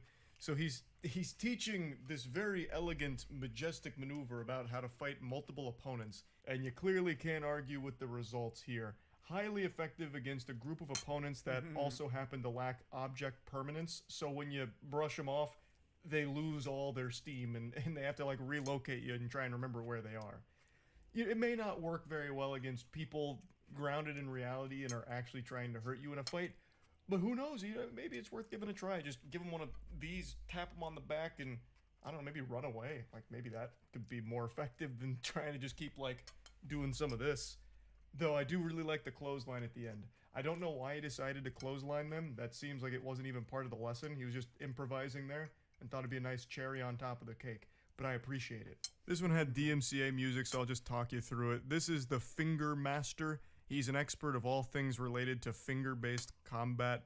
I mean, and just look at him. He's built like a killer. He looks like Executioner Smog from Dark Souls. So you can't even get near him, really. He's super slippery, super powerful, just an all-around elite warrior. You can see his guard is never down, and he's good at poking people in the eye and being too heavy to move. No matter what you do, you're not penetrating his defenses here. Like, and look at it, again, look at the power he's able to exert through just a single finger. And then he gives him the old, the washing machine twist, and there's just nothing you can do about it. Now, I know what you're thinking. Charlie, I'll just wait to strike him when he's sitting down. That way I have the advantage and he has no way of fighting back. You absolute imbecile. You think an elite warrior like that wouldn't also be able to beat your ass 1,000 ways to Sunday while also in the seated position? You absolute fool. Some say he's even more powerful while sitting down. You can see that his opponent's really out for blood, trying to hurt him, but just can't. Every time he makes contact with the human body, he sends excruciating pain into his victim, causing the entire body to shut down. I believe he calls it the cheese touch technique. He just is able to do anything he wants. Look at this, wrapping him up like a fucking pretzel. Hurting people is as easy as breathing for him.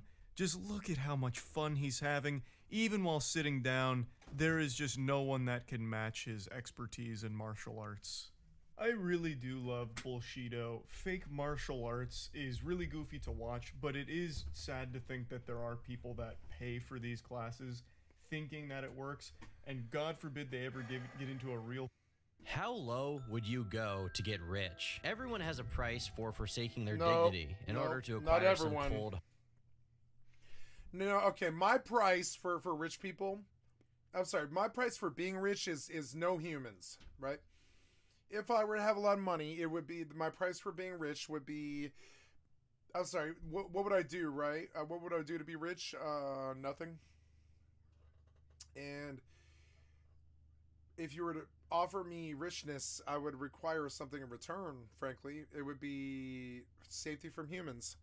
Hard cash. But for a majority of people, that price is in the range of being set for life if it means irreversible humiliation. Figures in the ballpark of $10 to $20 million will make almost anyone do almost anything if it means they don't have to go back to their 9-to-5 wage cages, and this sentiment is largely shown on YouTube as well. Creators like Nikocado Avocado have inflated their body to elephant size by consuming dump truck portions of food, along with playing an over-exaggerated character that screams all the time in order to extract as much money monetary gain as possible. And for the most part, it's worked out for him. Even if Nick isn't enviable in his physical appearance, he's still become a multi-millionaire, and that's something others have coveted and tried to replicate. Now imagine doing what Nick does, but the character is actually just your personality, without the money, fame, or any of the positive benefit at all. And you pretty much have the online career of Foodie Beauty, or Chantal, a fashion YouTuber turned lolcow after her unintentional success from oversharing as she consumed lasagna. Even though most of Chantal's stories are always accompanied by her scarfing down food, I highly recommend you guys do the opposite when watching this. It's impressive how she can go into full detail about things like sharts, farts, and projectile diarrhea squirting without throwing up as she munches away. The barf goes projectile all over their wall. The poop goes all over their floor. At a glance, Chantal looks like just another unfortunate soul struggling with weight problems. But don't be fooled. Digging deeper into her 6-year-long history on YouTube reveals a roller coaster ride of vanity, drug addiction, failed weight loss attempts, abusive relationships, cuckoldry, cancer, Islam, and kneeling before the Monster Mash, pledging her allegiance to the Graveyard Smash. Although she may look similar to Nick in appearance, her career couldn't be closer to the opposite. In fact, the only other similarity she shares is an overabundance of hate watchers that most likely make up a majority of her viewer base. Well, that and feeders. But how did she get here? How do you gain the same notoriety of someone like Ikikado Avocado, yet maintain an audience that's a fraction of his size? Today, we'll uncover that and much more as we journey together through the story of the Foodie Beauty.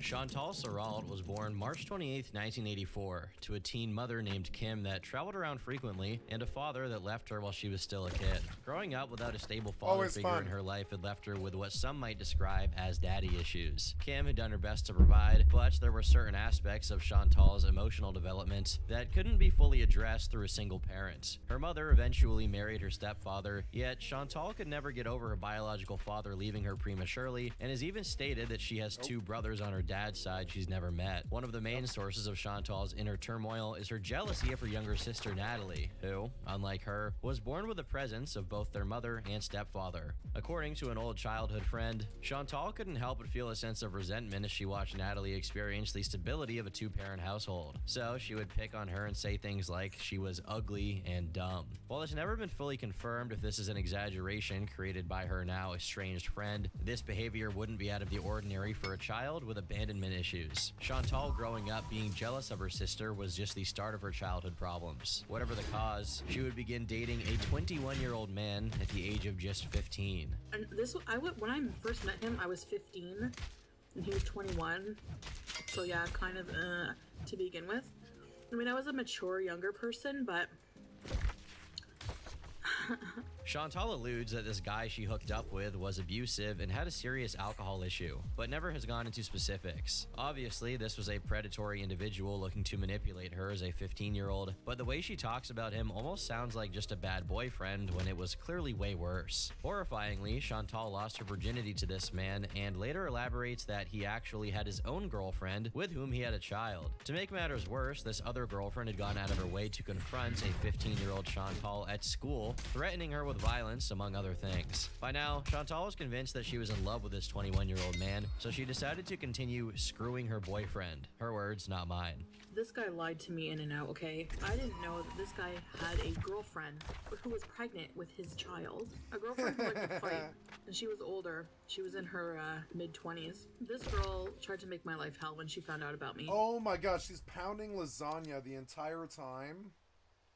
Just so, like, be aware, man. Like, I'm lucky to get a meal once every 14 hours or whatever. This lady is literally eating lasagna the entire 14 hours of the stream. I bet I weigh more than her, too. It's crazy. Everybody's body is totally different. I bet I weigh more than her, but she gets to eat 10 times the amount I do, you know? I mean, no, she probably weighs more than me. I'm down to, like, 320. That's definitely less than her. But, I mean... 325. What am I trying to do? I'm trying to show the display capture. The entire time she's talking about this, she's eating lasagna. Like, disgusting. Did she even cook it? Why don't you attack him? Why me? I didn't know about you, you know? But at that point, I was already like really in love with him, or so I thought. And she was so mean about it that I was like, you know what? I'm gonna keep screwing your boyfriend. You know, it's weird because if she was skinny, I think she'd be very beautiful. Oh, that's bad. I would never Especially as a teenager. do that now. She has the eyes and the lips of a beautiful girl. But when you're young and dumb, right? Her parents eventually became aware of this, but I mean, not the body. for unknown reasons never. And it sucks that she's pounding lasagna through this entire thing. I'm gonna keep screwing your boyfriend. And I know that's bad. I would never do that now. But when you're I mean, I guess I pound hash through the entire thing, but hash won't make you fat. young and dumb, right? Her parents eventually I mean, became it really won't. It won't. I mean, it might cause you to eat a little bit more. aware of this, but for unknown reasons never decided to contact the authorities. Instead, they just told her she wasn't allowed to go see him anymore, which Like, I didn't even eat. Like, I just ate half a salad and two breads of two slices of keto non-gluten bread.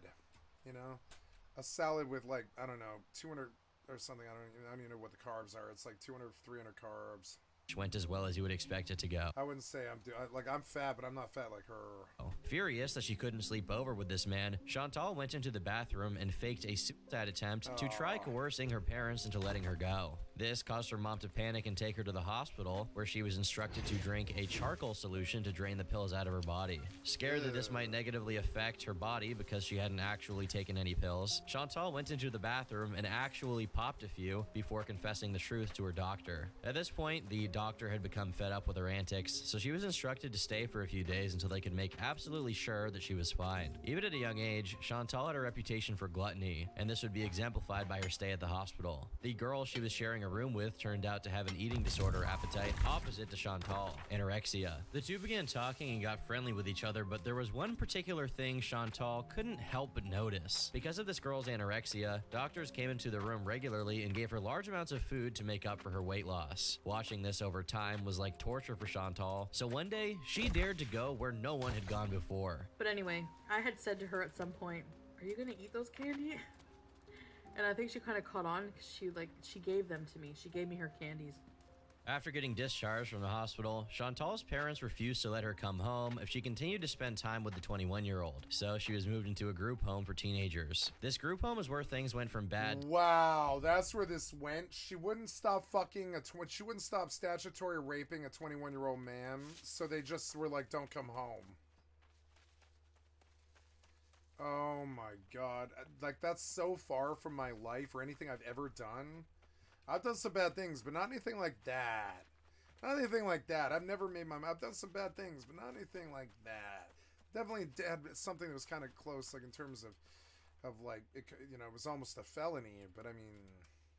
to worse, and is one of the pivotal things that's contributed to Chantal's corruption during her formative years. Keep in mind, Chantal was still a high schooler while living among homeless teens, and she was surrounded by crazy amounts of drug use almost every day. In her environment, underage hookups were the norm, and they slowly became the norm for her as well. Chantal has told too many hookup stories to count, but the most notable during her high school years involve her taking home a fingerless man from a bar. No, that's not a euphemism. This guy literally was missing fingers and was probably a decade older than her. When the two arrived at the bedroom to partake in activities, the guy passed out before they could do anything of note. To Chantal's horror, while they were sleeping in bed, this fingerless fellow curled up to her and started to cry for his mommy. Getting freaked out at this, Chantal saw that most of the teens in the home she was staying in smoked weed, so she wanted to get some as a means of relaxing after her experience with kid named Finger. Big G is an individual she met while in the group home, and he clearly expressed romantic interest in her. Seeing this as an opportunity, Chantal decided to manipulate Big G by pretending that she had an interest in him so that she could get free.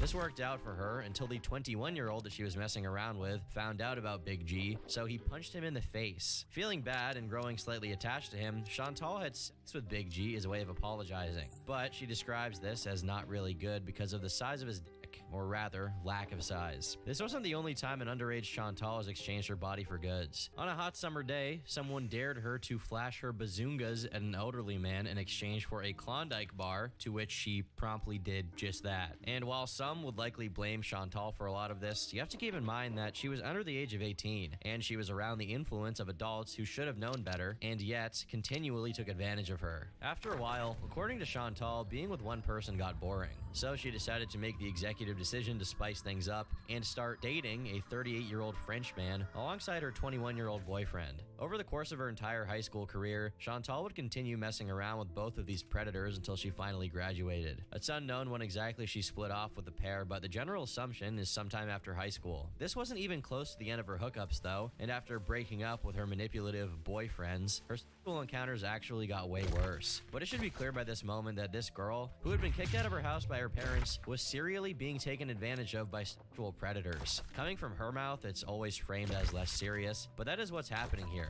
And just as a disclaimer moving forward, these stories aren't uncovered via super hackers digging through her personal information, but they're told straight from Chantal on YouTube. All of these videos have since been deleted, but the question still arises as to what would possess someone to upload these for everyone to see on the internet. A common theory is that none of these things have actually happened, and Chantal has just been lying to get views.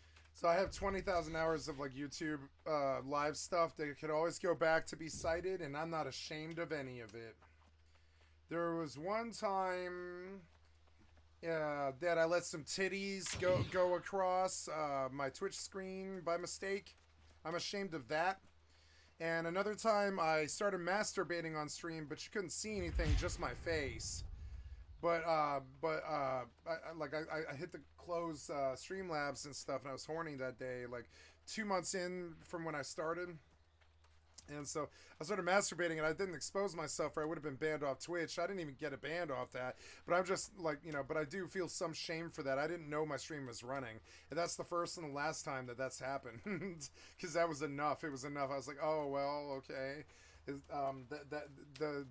go live button is the same thing as the end button. It's pretty easy to go live by mistake, actually. It kind of sucks. So if you're only using one platform, it's really easy to go live to Twitch with one hit.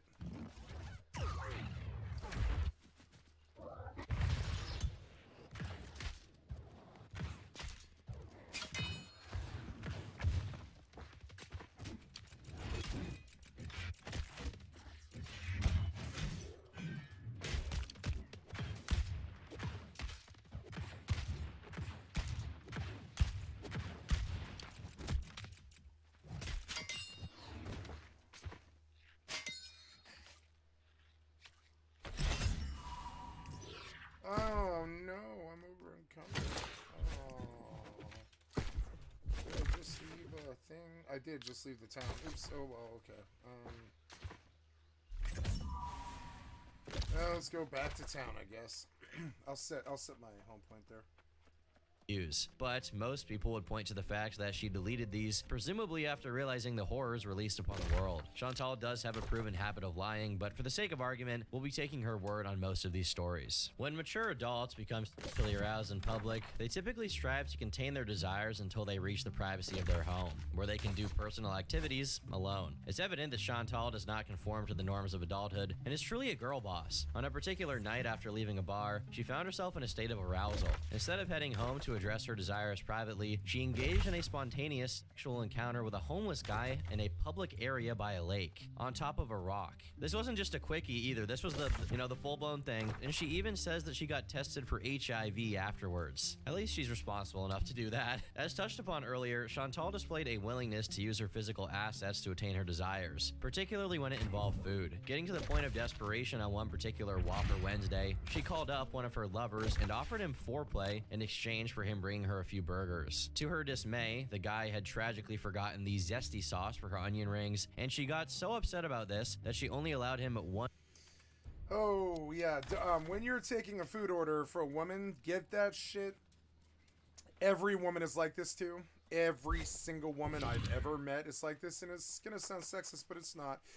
It's a norm. If you're ordering food for, if you are going somewhere to get food for a woman, you better get that shit right, because they do a lot of stuff for you, and all they really want you to do is pay attention to them when they say something, and listen to them when they say it, and remember it well, and don't forget it. Now, they do this for us all the time, and we forget it.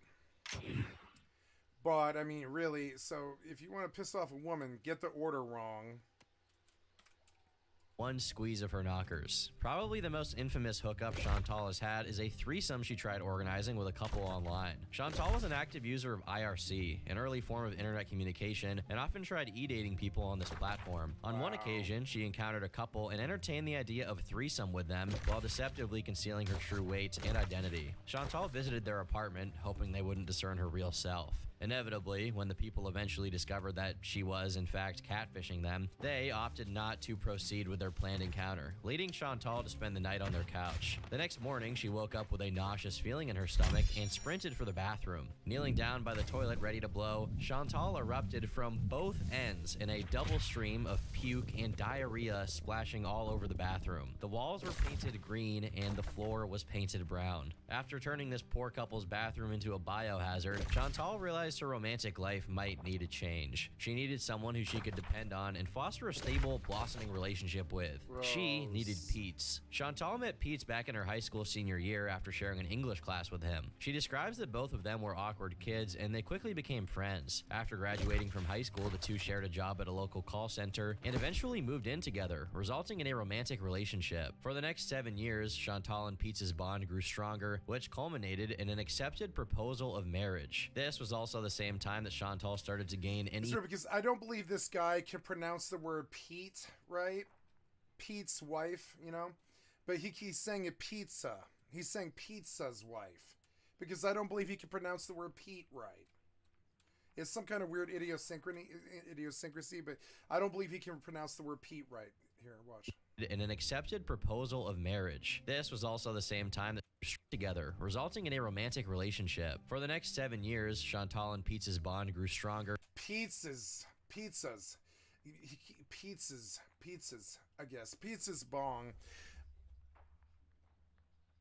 It wouldn't be pizzas, it would be Pete and Michelle's bond or whatever. Which culminated in an accepted proposal of marriage. This was also the same time that Chantal started to gain an enormous amount of weight due to neither her nor Pete's knowing how to cook. Normal meals were usually just eating at a fast food place, and Chantal has even admitted to going into debt on account of all the fast food she had ordered. However, for an unspecified reason, Chantal says that she grew out of love with Pete's, which is code for started cheating on him. People have speculated on the real reason as to why Chantal began cheating on Pete's, and the general assumption is that she became dissatisfied with the relationship because of her uncontrollable... He can't say the word Pete because he's got some kind of speech impediment that he's hiding.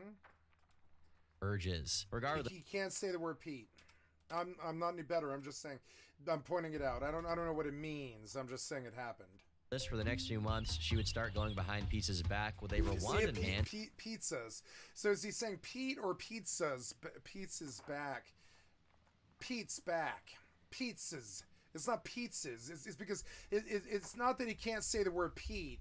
He doesn't know the grammatically correct way to say Pete's. You don't say pizzas. You say Pete's. It's a low IQ person. One that never learned good grammar or diction. And she had met at a club. Pizzas. It's not pizzas. It's Pete's. Pete's wife. Pete's wife. You keep saying Pete's wife. Pete's wife. It's how a child would say it. Pete's. Along with e-dating. I'm sorry, it really bothered me for a bit till I understood what it was. Now I think he's just under a lot of stress. That's another guy. It's fine. I'm not attacking him. I'm just saying Pete's wife. It's not that hard. It's not Pete's. I was like, are we like, is your grammar bad or am I tripping or am I hearing it wrong? No, it was his grammar. On IRC named BB. Her fling with the Rwandan man ended shortly after. Yeah, it's weird because most of his grammar is actually very strong and very pure and very, very, very well written, but his pronunciation sometimes. Being BB in person. According to Chantal, BB had that W Riz in the bedroom, and they kept the neighbors up all night. This was, of course, in a hotel bedroom due to the fact that Pete's was still blissfully unaware of anything happening. Getting increasingly annoyed and not being able to come home with her new lover, Chantal broke up with Pete's and fully confessed to him about her adultery. Pete's was absolutely devastated and continually begged... Are you saying Pete's? Like P-E-E-T-Z or what? P-I-E-T-Z? Are you saying Pete, P-E-T-E, apostrophe S? Whatever it is, it's wrong. Chantal to stay, going as far as saying that he didn't care who she slept with as long as she and him could keep dating and living under the same roof. She rejected this offer and promptly moved in with BB. After a 7-year-long relationship, Peace was left alone. Looking at his Twitter over the next... It's weird. It seems like there's like a whole class of like lower to... cannot equip this in this slot because it's what, level 50? Oh, yeah. I put a level 48 axe away back... Oh, God. 454, 468, level 50. I can't wear this for a while, so I'm going to put it away. Never mind. I believe we're good. Yeah, I don't think there's anything better than that. I don't think, anyways. Oh, yeah, that one I just upgraded above it is what I did. Yep, so... Alright, about to get 49. It's starting to slow down. The last 10 levels are actually kind of slow, which I like. It's good. Because it was too fast all the way to here. Few years reveals that he was struggling pretty hard with this. Chantal had said they could still be friends, but it looks like he wasn't taking it very well, and it's hard not to feel a little bad for the guy. That face when it's been 6 years since someone broke your heart and you're still giving them money. My fiance broke up with me 6 years ago. We started off as friends before we dated, so we stayed friends when we broke up. In the past 6 years, she's borrowed tons of money, only rarely paying anything back, and unfortunately, I'm bad at saying no to her. So I just gave her another $200 for her shitty cat, who sucks. Following her breakup and subsequent move-in with BB, Chantal got a job in healthcare administration, ironic, while BB got a job as a security guard. Coincidentally, her job was at the same psychiatric hospital she had been enrolled in all those years ago as a child. She worked here for 6 months until she applied full-time because she enjoyed the position so much. So I want to hear this story that he just related here again. Broke up. In the past 6 years, she's borrowed tons of broke your heart and you're still giving. Oh, never so mind. we I'm stayed sorry, friends when we broke up. Oh yeah, it is. No, wait. I saw the spelling of the name.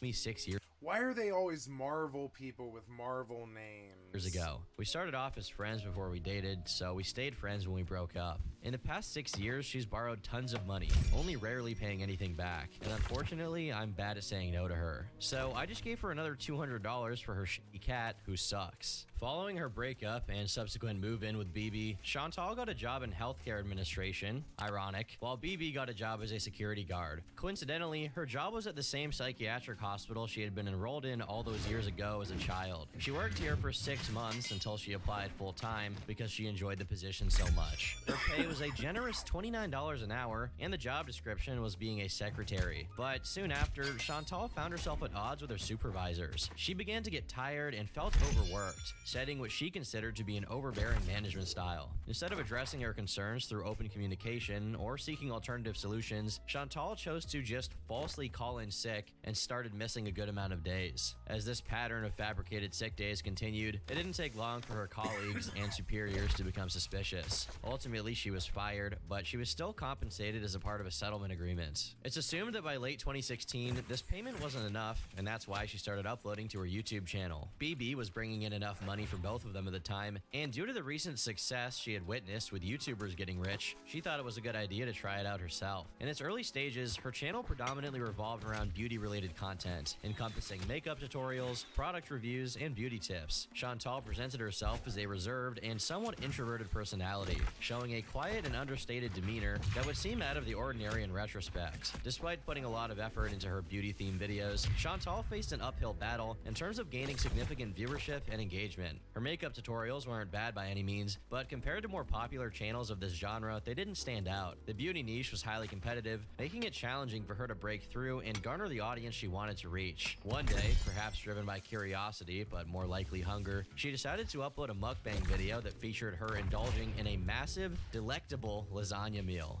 This departure from her beauty-focused content marked a watershed moment for her channel. To her surprise, this mukbang video garnered a significant amount of attention and attracted more views than any of her previous uploads. This unexpected success sparked the transformation of her channel into what we now know as Foodie Beauty. As views rolled in, Chantal gradually had a distinct shift in content and persona. Her channel evolved to becoming a hub for all things food, and she discarded beauty content altogether. The success of the lasagna video began the start of a phase where she started to overshare personal stories while consuming whatever food she was reviewing. And by reviewing, I mean shoving it in her face. These stories gained a reputation for often being highly intimate and usually flat out gross, as demonstrated with the previously mentioned bathroom incident. This oversharing and a more expressive personality became integral to her content, making it distinct from the reserved demeanor she once projected. Moreover, Chantal's newfound direction in content creation attracted what some might consider to be a unique and dedicated following, particularly those interested in feeder content. For those of you fortunate enough to not know what a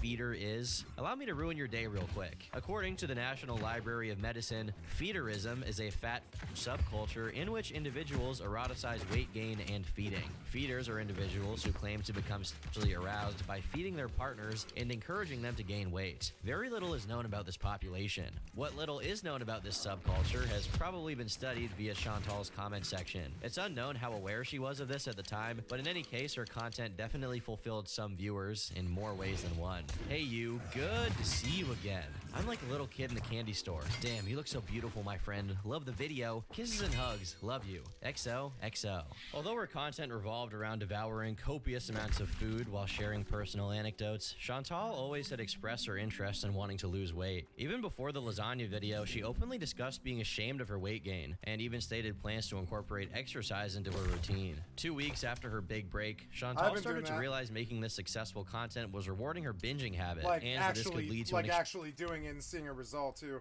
I don't think it's gonna be fast. I think it'll be another 2 to 5 years, but I think in 2 to 5 years I'll be skinny. You know, I don't think it's gonna be fast. I'm sitting on my ass most of it, but I'm definitely eating better and living better. It's a struggle.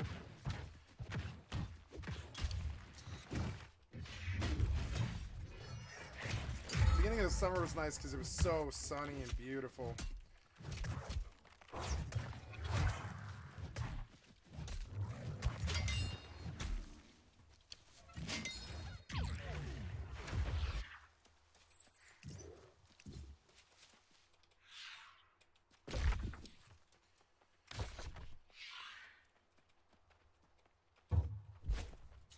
Extremely unhealthy cycle. In a video titled Subscriber Q&A, answering all your questions, she says that mukbangs would have to take a backseat in her channel, as her primary focus would now be on prioritizing her health. This was a moment of hope for her growing audience that weren't feeders. They genuinely believed Chantal might truly be committed to her goals of losing weight. Sadly, this optimism was short-lived. Merely 2 days after her declaration of a content and lifestyle shift, Chantal walked back her statement and announced that while junk food would not be the mainstay of her videos, it would still make appearances as an occasional treat. This abrupt reversal left her audience confused, as this clearly wasn't going to help her lose weight. Throughout this time, Chantal shared her thoughts on her weight loss journey in one of her videos, indicating that she was actively considering various options to shed excess weight. Her content briefly reflected her renewed commitment to health as she began incorporating healthier food choices into her mukbangs. However, the allure of fast food and indulgent eating habits proved impossible to resist for Chantal. Her commitment to healthy eating quickly faded, and her videos reverted to their previous patterns. This back and forth left her viewers disappointed and started to build a slow resentment from a portion of her audience. In a last-ditch effort to maintain her audience's trust and potentially create a divide between her mukbang content and healthier living, Chantal created a second channel dedicated solely to her weight loss journey. Obviously, her fans were not that easily deceived. They saw through this and commented that the unhealthy eating habits persisted, and there was no point in eating healthy on one channel if she was going to do the opposite on her main. The criticism escalated, eventually pushing Chantal to address her audience directly. Early on, she had seemed candid on the criticisms and advice she had received, but now it looked like she was flat out angry. I'm closing my weight loss channel. My other channel, I'm shutting it down. I am too pushy to deal with, all these experts in, in diet, and then these people who are like, well, you wouldn't get hate if you wouldn't tell people that you're losing weight or you're vegan. You know what? You're right, so I'm not going to. I saw Amberlynn Reed's video of her no more weight loss journey, and I understand why. Because it's sickening. It's sickening. No matter what you do, people think you're eating bad.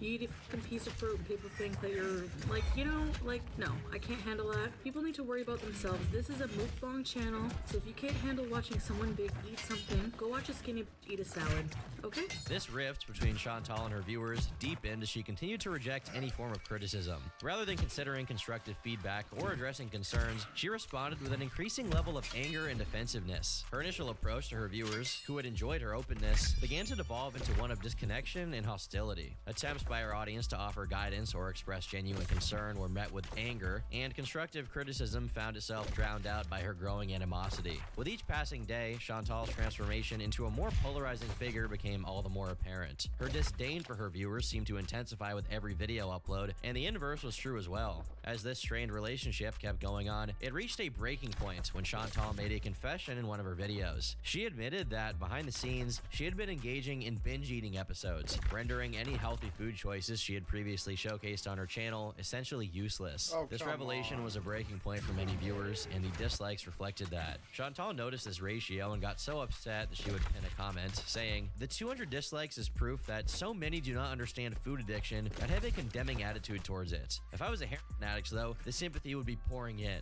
This experience makes me want to reconsider sharing my personal life online. People want you to be honest and real, and then ridicule you when you are." Chantal's discontent with her viewers was palpable, and it seemed that her frustration was escalating. She even posted videos wherein she talked about the toll that the mounting criticism was taking on her mental health. At times, she declared that she was finished discussing her weight on the channel altogether, and that mukbangs were just going to be her life now. This animosity that brewed within her seemed to physically manifest when, in September 2017, Chantal received a diagnosis that she had ovarian cysts. These cysts had the potential to interfere with various hormonal processes, posing a threat to her fertility. It looked like this was a sobering wake-up call for Chantal, and initially, she responded by, again, attempting to adhere to a healthier diet. At first, she actually did keep a healthy diet for a few weeks, and it finally looked like she was on the right track. Unfortunately, this was short-lived. On October 26, 2017, in a video that would leave many viewers disheartened, she returned right back to her old habits by consuming a mammoth pizza and a brownie. In this video, she openly admitted to surrendering and giving up on her aspirations for better health. One thing that really stood out too was a depressing remark Chantal made that could easily be the prologue to represent her entire life. "I don't remember much about my childhood, but I do remember my first bag of chips." Weeks later, she fully reverted back to her junk food consumption, repeatedly getting angry at those who criticized her choices. By this point, Chantal's viewer base had undergone a complete I wonder sometimes if this is because they have Ratatouille's sense of taste and food is like sex to them. It's that good. Because I know some girls like that. They're like such sensual beings that like the food is a real not like it's not like they're fat. They just taste food the way that, you know, Michael Jackson sang, or, you know, Usain Bolt runs. You know, they're just like taste people, like that movie Ratatouille. Everyone can cook, right? Because it like, and I wonder sometimes if they can control it. If like, you know, the way that a heroin junkie can't stop doing heroin. I wonder if some of these people, taste is like their greatest weakness. It's like very deep for them because they taste something and it's like an art form for them. It's, you know, it's like beauty or profound, like, you know, the feelings of eating are what, you know, are basically their addiction. And you know, me being an ex-addict, I can relate to I can't relate to the gluttony, but I can relate to the tasting of it. For me, getting high was kind of like I really like getting high, the way that Usain Bolt probably likes to run, or I don't know, the way David Grohl likes to be a, you know, drummer kind of thing. Oh.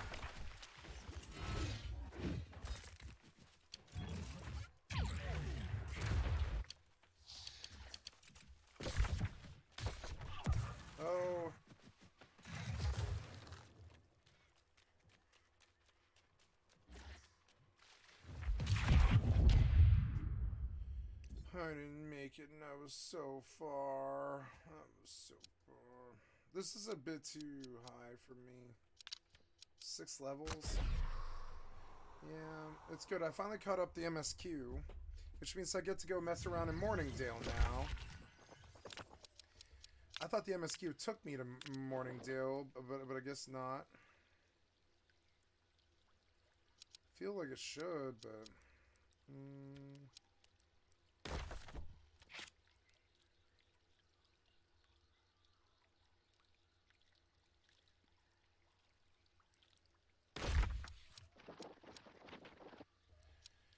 Yeah, this is a genuinely hard quest. I can't believe I didn't make it. But also, I think the road is much easier going north. Yeah. I think, yeah. So, but I don't believe I should be here. I somehow got the MSQ way further. So, we'll run east. Oh, no, I'm not going to run east. I'm going to run north from here all the way to Morningdale and do boards and fights in Morningdale. I like Morningdale. Transformation. Morningdale's my favorite zone. If I could, I would take Morningdale, but the perps took that. And was now predominantly composed of hate watchers. People who tuned in not because they genuinely enjoyed her content, but because they were morbidly fascinated by the train wreck that her life had become. News of Chantal spread like wildfire across the internet, leading to discussions and threads on websites like Kiwi Farms. Through these outlets, people began to notice a recurring pattern in Chantal's behavior that she had seemingly repeated several times over. This pattern got so predictable that they aptly named it the Chantal Cycle, creating a graph that detailed what it was. A stark reflection of her inability to break free from a self-destructive loop, where she would briefly show glimpses of determination, only to once again succumb to her old habits and confrontations with her audience once again. The Chantal Cycle became a topic of fascination and discussion amongst her detractors and critics. They meticulously documented the various stages of this cycle, which typically began with declarations of intent to pursue a healthier lifestyle and promises to change her eating habits. This initial optimism would often be followed by videos of apparent dedication, during which Chantal would make an effort to incorporate healthier food choices into her content. But almost inevitably, this commitment would crumble under the weight of her inner gluttony, leading to her return to indulgent, often excessive eating habits. Usually, she'll make a video admitting to this failure and start ranting about this binge eating disorder, threatening viewers that she will start disabling comments if they stay negative. Then eventually, she'll disable comments and go back to regular fast food mukbangs and off-camera binges. A drop in subscriber and view count is sure to follow, along with her saying things like, "Stop involving me in drama." This is the anger stage, as she lashes out at viewers for a bit. Finally, comments would get re-enabled and Chantal would have an emotional video where she goes through an awakening, promising that she plans to start a new diet and get her life back on track. The amount of times this cycle has been documented and repeated throughout history was truly a wonder to behold for viewers, and Chantal's infamy would continue to grow as a result. The Chantal cycle in particular became a central focus of discussion, with members of these online communities attempting to predict when and how it repeated itself. Threads became a hub for those who wanted to share their perspectives, analyses, and sometimes their frustrations with Chantal. The overarching sentiment in these discussions was one of comedic disappointment. Many felt that Chantal had been given ample opportunities to make meaningful changes in her life, but that her constant backtracking and confrontational attitude had left them disillusioned. Chantal had endured a relentless barrage of negative attention for an extended period of time by now. She had faced the wrath of reaction YouTubers dissecting her content, the disapproval of viewers who once supported her, the ever-watchful eye of Kiwi Farms, and the consequences of her own choices. In an attempt to counter the relentless critiques and the growing chorus of detractors, she decided to go on the offensive and fight back in any way she could. In April, someone registered on the Kiwi Farms using the username Manic. This person asserted to have a history as an old childhood friend of Chantal and shared anecdotes about her past that I've previously mentioned. Naturally, the online community remained skeptical, given that anyone could have made this account and spun up any story they wanted to without any proof. Still, it didn't take long for the validity of Manic statements to be inadvertently confirmed, courtesy of Chantal herself. Manic revealed that Chantal sent a vitriolic email laced with insults and threats that she would report her to Child Protective Services if she didn't cease her storytelling. All bullshit excuses for you to be pissed for no reason, because you have self-hatred issues, which is why you used to kill yourself and threaten suicide. And now you're taking it out on me. You sit there and talk about my eating disorder with my trolls, but what about the self-harm you used to do? Again, don't come for me unless your closet is clean, which it is not. You're in a very dark place, and I would get help for that if I were you. Tell me, how as a parent do you have the time to sign up to forums with edgy names like Manic when you were a single mother of two? What kind of example are you setting for them? If you ever mention another thing about me online, and I will be checking, I will be sending all of the screenshots to CPS in your hometown and to the authorities for harassment. Chantal would then send a second email 3 hours after the first. She most likely saw it get published on the thread and wanted to follow up with clarification. I don't believe a parent who spends all day online spreading bullshit and cyber harassing and getting high deserves to have children. So yes, I will make the call if I have to. What kind of example are you setting for those kids bullying others online? online. A few days after these emails, Chantal uploaded an apology for threatening to call CPS, but then deleted it and uploaded a never-before-seen reverse apology video where she takes back everything she said and doubles down. Ultimately, nothing ever came of these, but this wouldn't stop Chantal from going on a rampage. She was now in an all-out war mode and not pulling any punches. But in fairness, her initial anger, regardless of how crazy the reaction was, is somewhat understandable. Chantal, while she was morbidly obese, hadn't done anything horrible to someone else. She was just posting her life on the internet. And now this old friend, who seemingly had problems of her own, was going on a forum to embarrass her relentlessly for her past with unsubstantiated claims. So on one hand, while her reaction was somewhat insane, her initial anger is honestly justified.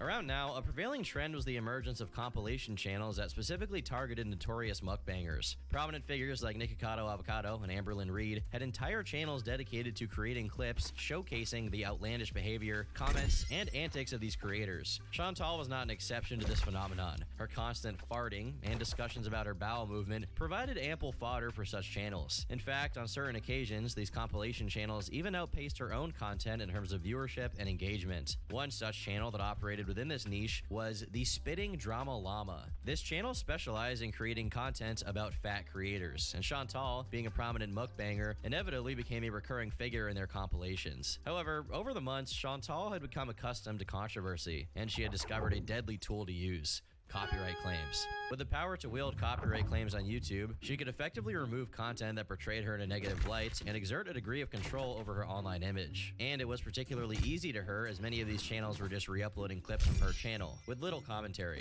In noteworthy instances, she employed this tool to successfully copyright claim videos created by the Spitting Drama Llama, but more importantly, Zachary Michael, a decently popular commentary channel. Zach was struck twice by Chantal before having to private all of his videos relating to her in fear of getting his channel terminated. Unlike Spitting Drama Llama though, Zach knew that his videos fell well within fair use, which is a provision of US copyright law allowing exceptions for critical commentary as long as you're adding something to the original work you're talking about. As a result, Zach submitted a legal counterclaim, which was accepted after Chantal realized she would have to go to civil court with Zach if she pursued. In the wake of hearing that Zach successfully got his videos back, a flood of new compilations and channels emerged. People had stopped being scared of copyright claims from Chantal, and after this she would take a break for a few weeks to collect her thoughts. This period of peace and prosperity for Chantal parody channels didn't last long though. Chantal had found a new weapon of choice for deleting videos in the form of community guideline strikes. Unlike DMCA claims, YouTube community guideline strikes were manually reviewed by YouTube and often vague in terms of what was allowed. Chantal utilized this to the fullest and started sending out strike after strike to compilation channels once again. Yet, as with any tool, there were limits to its effectiveness. YouTube knew the potential misuse and instituted a safeguard. If a user issued an excessive number of community guideline strikes, YouTube would begin to take these claims less seriously. Chantal, driven by her desire to control her online image and narrative, inadvertently crossed this threshold. YouTube's moderation team was faced with a high volume of strikes originating from her account and began to scrutinize her claims more critically.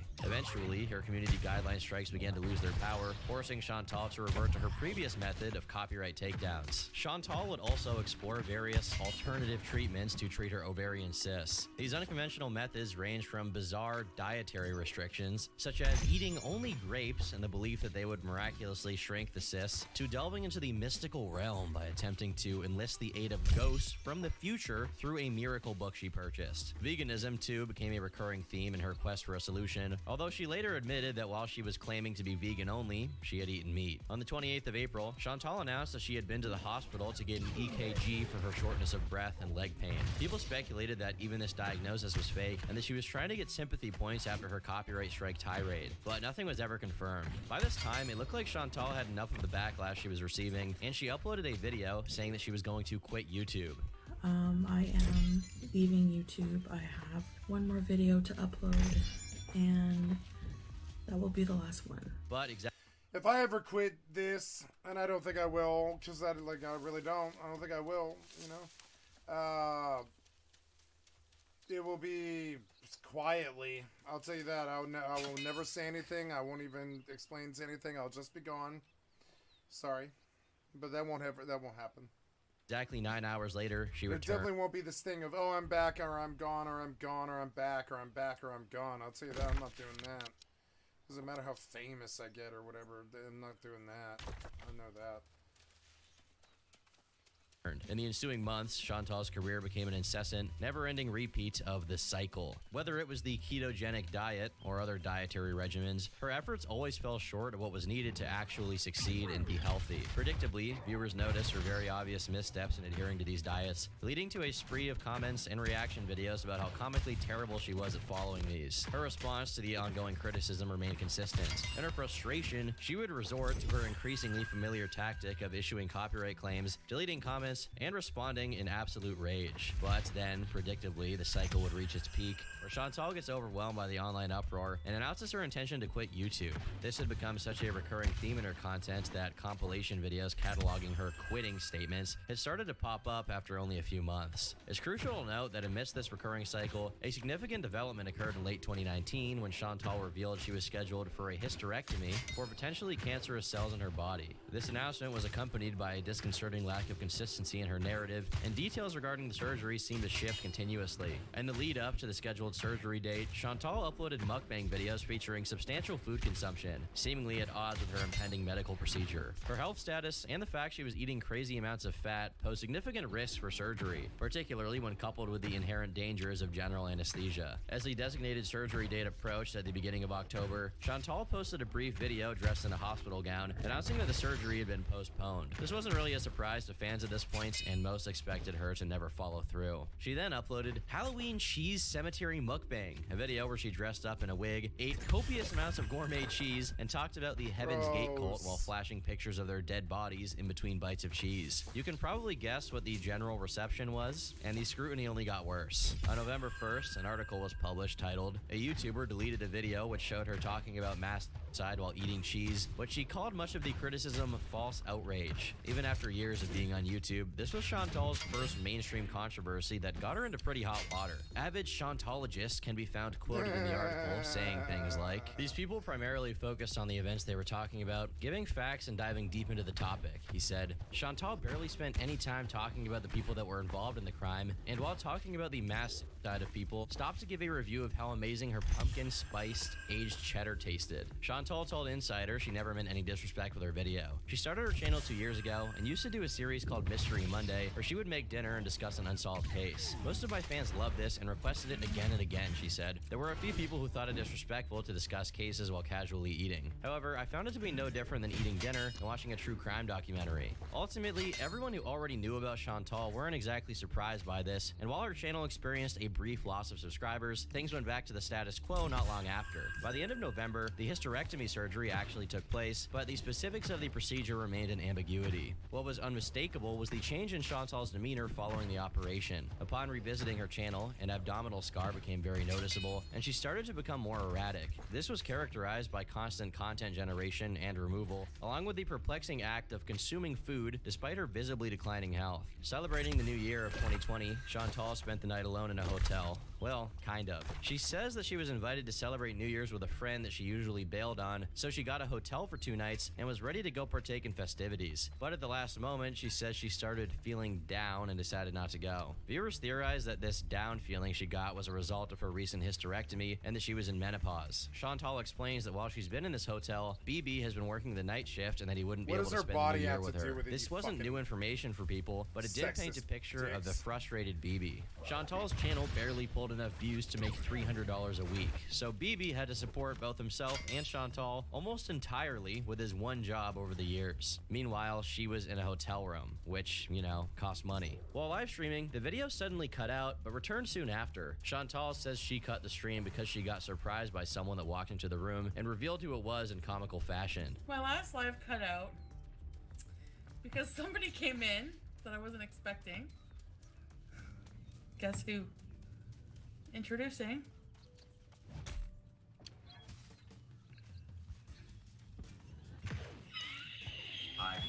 Pete sharing a hotel room with her was a shock and concern to many, particularly when it came to what Chantal's relationship status with BB was. If Peach was there with her, that meant BB was working a night shift on New Year's Eve, while his girlfriend stayed with her ex in a hotel. And I doubt they were just mukbanging the whole time. Unsurprisingly, a month later, BB broke up with Chantal, adding credibility that this New Year's incident was the last straw that broke the camel's back. This wasn't the first time Peach had been seen in Chantal's content, and he actually became a regular over the years. But staying in a hotel with her was probably what crossed the line for BB. It was also obvious that BB absolutely hated being filmed whenever he sparsely appeared in one of Chantal's videos. Every time he did materialize in a vlog, he would always have a 1,000-yard stare, and his facial expressions were usually that of disdain or embarrassment. BB never looked like he wanted to be around her. He always looked miserable. After BB dumped Chantal, he immediately kicked her out of his apartment, and Chantal stated that she will be moving back in with Pete's. Make no mistake, the two weren't back together as a couple, but because BB was the one who paid for rent and most of Chantal's expenses, she needed someone else who could do the same while she kept making videos. Following Chantal's official move-in, Pete's began to receive heightened attention on his various social media platforms. You can probably imagine what the internet would say after someone lets their ex stay with them in an apartment while still being separated, and some of the clips people had found led Pete's to be dubbed with the unfortunate title of Cuck from here on out.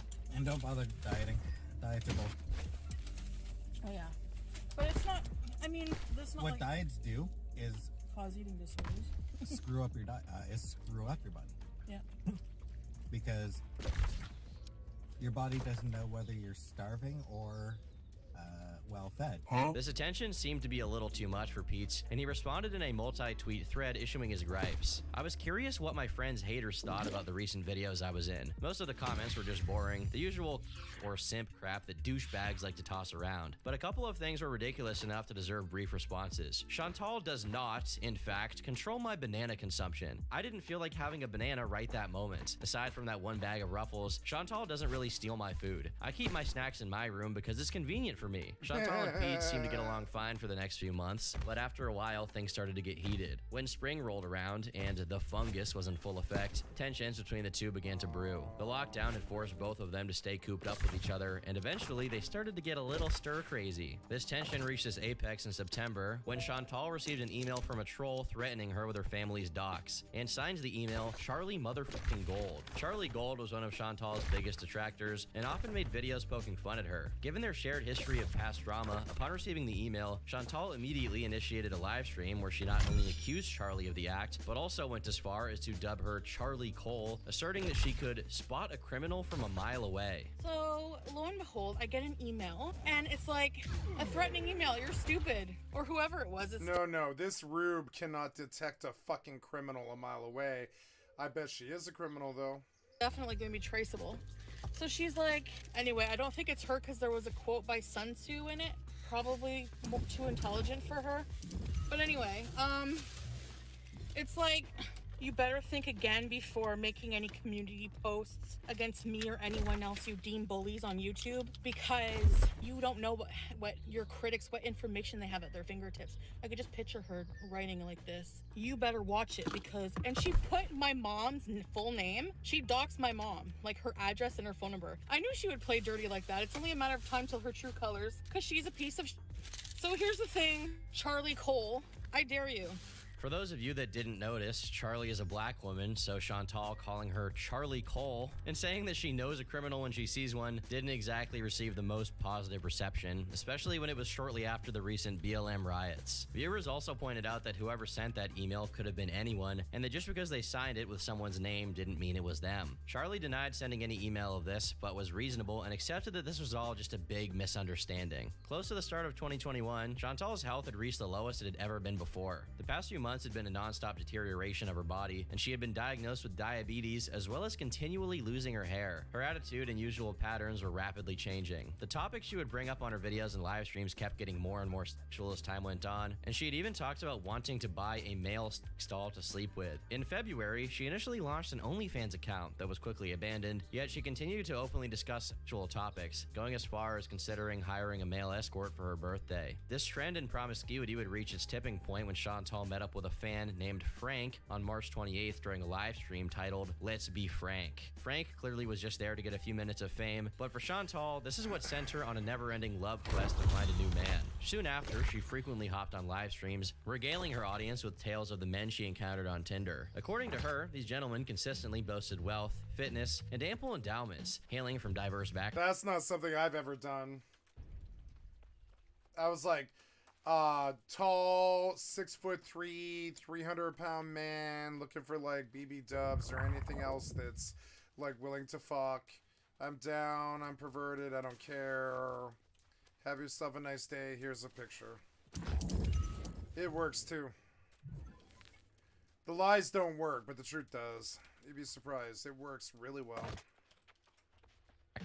None of this has ever been actually confirmed, and watchers started to wonder if these tales were as true as she said they were. This Tinder saga culminated in Chantal meeting someone named Nick, who went on a car date with her for about 15 minutes. Chantal then got on a live stream describing in explicit detail how she enjoyed it when he groped her, they kissed, and that Nick had touched her belly. This relationship lasted for about 8 days. After their first date, Nick would start ghosting Chantal and making up excuses as to why he couldn't go out that night, until Chantal just decided to block him after a week. After the success of this stream, though, Chantal transitioned primarily to live streaming, which resulted in a growing number of insane moments for her fans. This shift to live content also meant that Chantal was unfiltered, and when it came to entertainment value, there was simply no contest between pre-recorded videos and the unscripted chaos of live streams. Anything could go down. These streams became a magnet for viewers, drawing in not only her dedicated hate watchers from the past, but also a substantially growing fan base of perplexed bystanders. Chantal's new love arc was looking promising, but even the most dedicated of haters or feeders could not have dreamed of what happened next. Chantal scoured through plenty of fish in search of another man to satiate her needs. It wasn't until April that her search was successful, and she dubbed this new prospect the Egyptian Man. On the 21st, Chantal took to a live stream to recount her first date with this enigmatic individual, all in front of Pete's, of course. As she puts it, this was no ordinary evening out. Instead of the conventional dinner and conversation scenario, things took an extreme turn. The Egyptian Man surprised her with an unexpected offer, a buffet of illicit substances, including Moroccan hash and cocaine, which Chantal immediately accepted.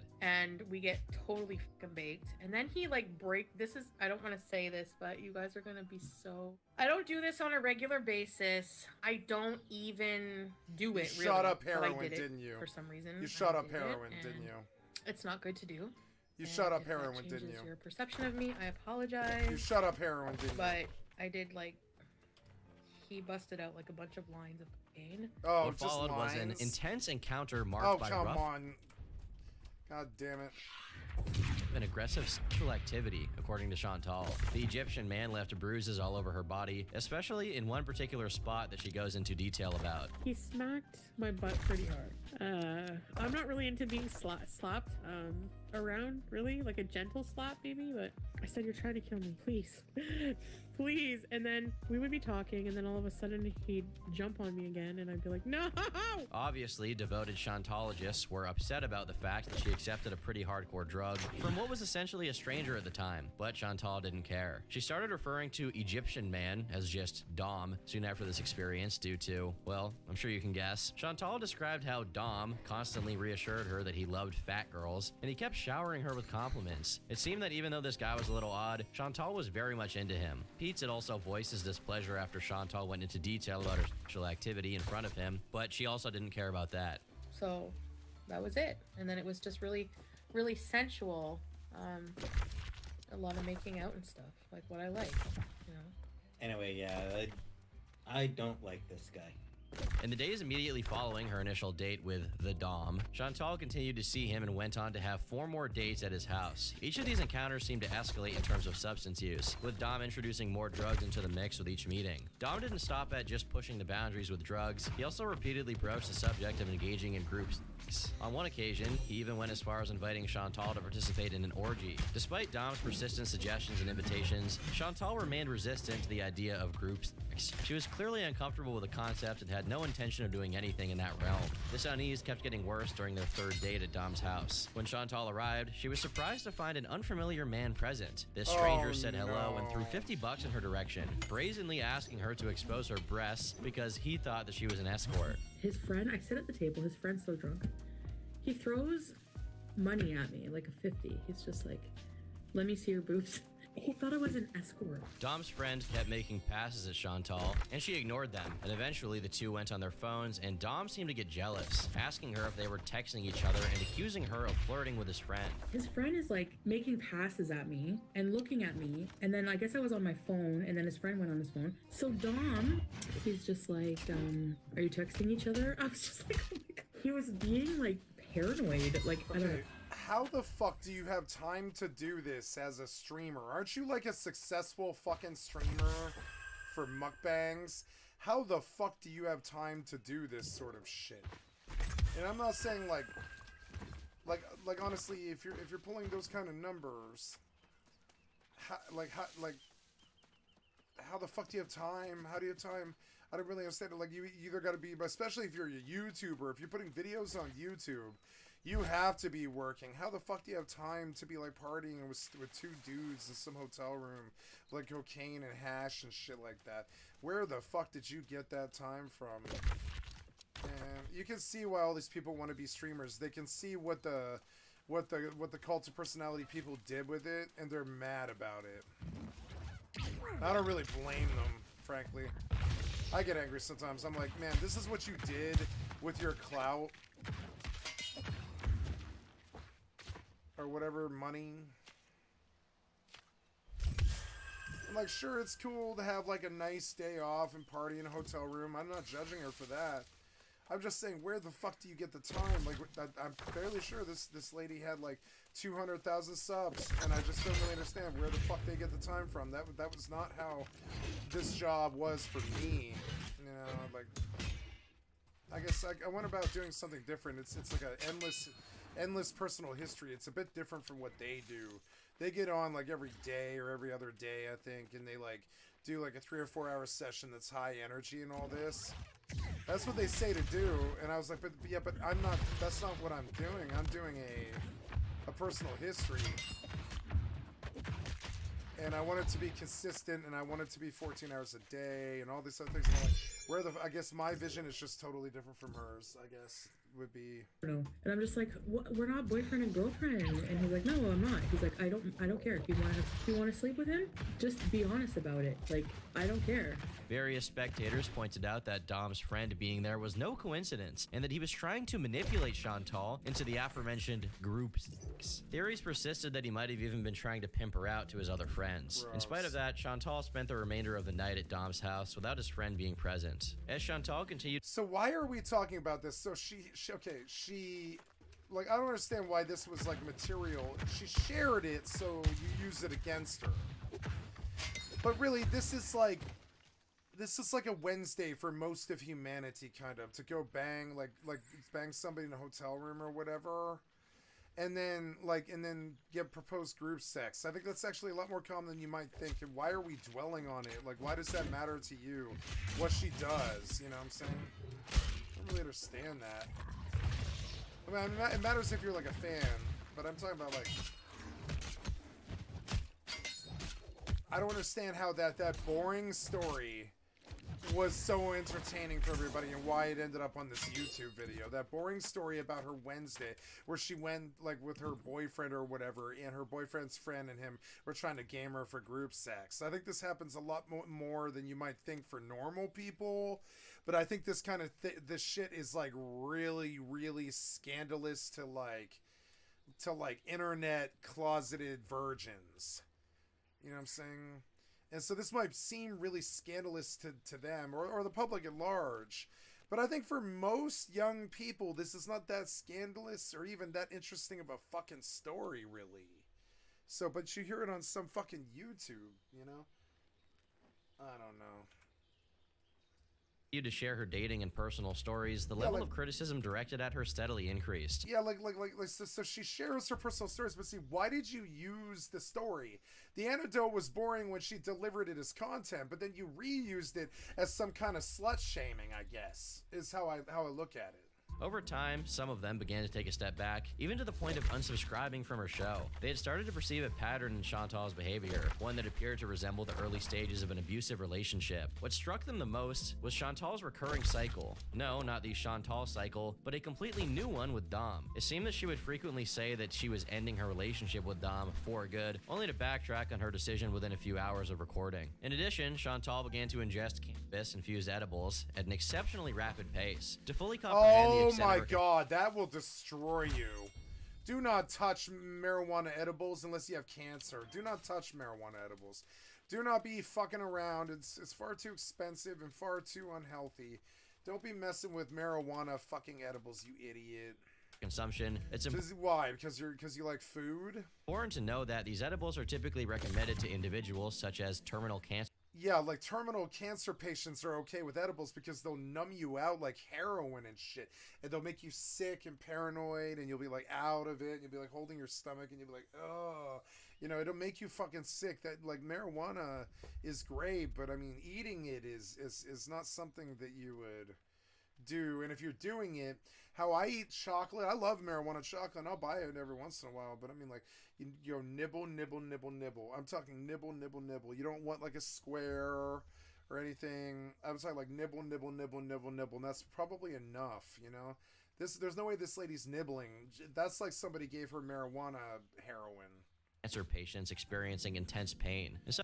And I bet she was doing the group sex because he probably fed her chocolate and cocaine and whiskey, and she probably got so horny she didn't know what was happening, because that's what happens when you're on like 3 different fucking crazy substances, mainly cocaine, is your sex drive goes fucking crazy. So he feeds her marijuana, chocolate, and cocaine and dick, and she just goes crazy and probably did end up having group sex with him a bunch.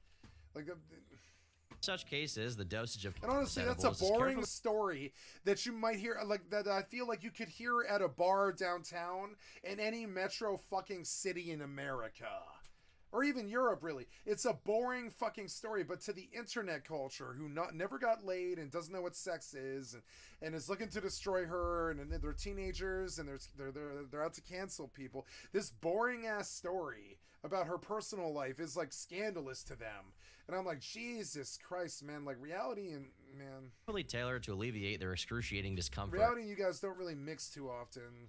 With amounts ranging from 2.5 milligrams to... Okay, most of the people I knew by the age of 19 had sex in public, for instance. Or like had done a lot of drugs, like 4 or 5 different drugs. Or most of the people that I knew had been in a car crash. But I think these internet nerd people think that stuff is kind of scandalous and crazy. But honestly, I think the internet nerd stuff is kind of scandalous and crazy, how they didn't really live their lives. And that sort of stuff is a shock to them. This stuff is like a Wednesday for most of the world. And I don't really understand the puritanical, I don't have sex, like incel virgin thing of like shaming her because she had sex on marijuana, chocolate, and cocaine.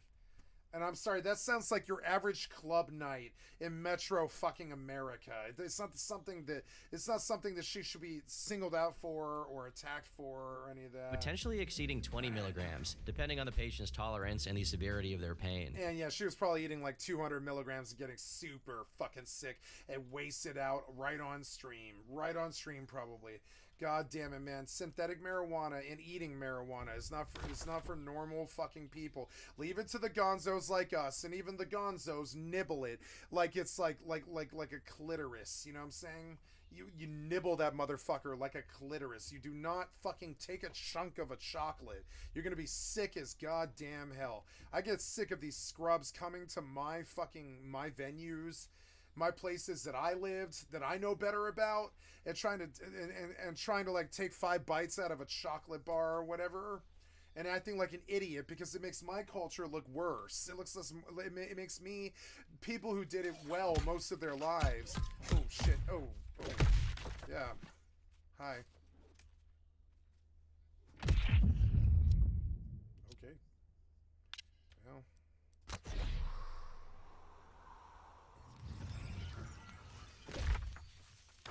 Did you even get credit for it?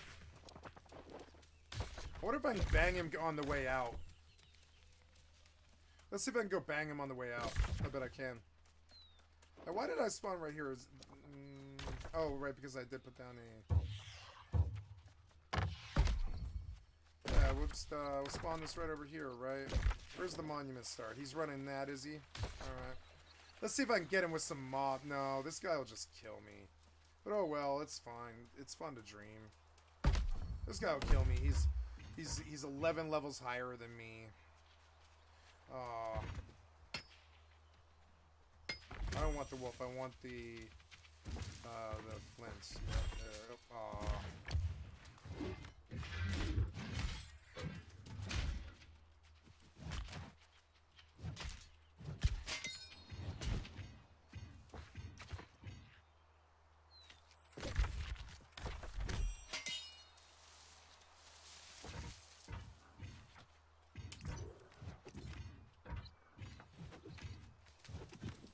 Okay, what? Oh, it's 3. Oh, oops.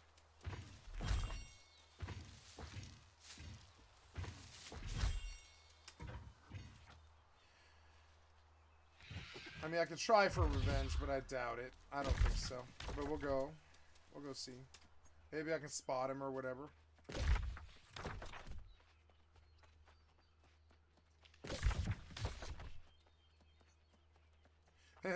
I like it when the buffalo roll.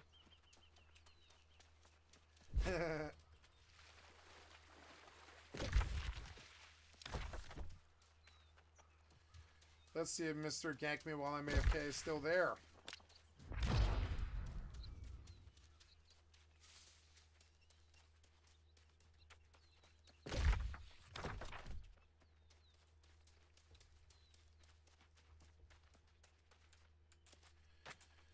No, no sign of him. Oh, well. I mean, there's nothing here anyways, so...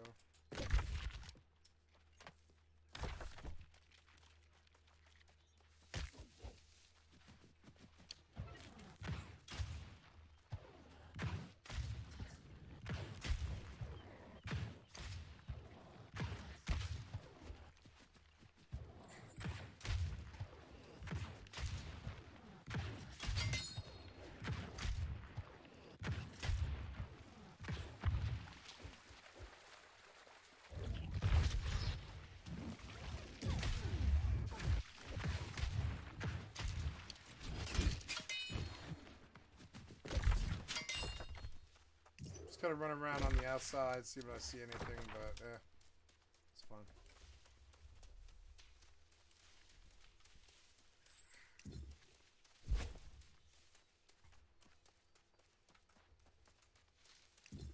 Looking at what Chantal did made these dosages look like rookie numbers. On an average day, she was known to consume astonishing quantities of edibles, with her daily intake ranging... Oh my god, you fucking idiot. That's gonna destroy your mind, body, and soul.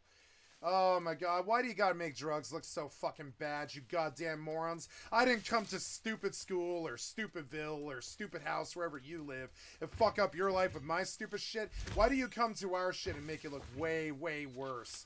Fucking scrub moron, never did drugs her whole fucking life, picks up fucking 250 milligrams of chocolate. God damn it, man. Also, do you know how much 250 milligrams of chocolate actually costs? It's like... $1,000? I don't even know. I don't know what 250 milligrams would be. No, it's less than that. It's like $300 or $400 something. Yeah, it's like $300 or $400. I would say, yeah, like 3-gram chocolate thing be about like $13 to $20 or something. So I mean, yeah, we're talking about $300 a day or something like that. Anywhere from 250 milligrams to a staggering 500 or more. This downward spiral Why of would drug you use do that to yourself? It's not drug use, you fucking idiot.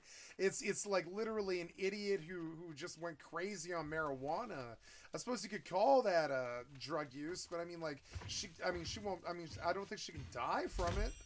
It's just somebody like destroying their own brain with marijuana. It's not drug use per se.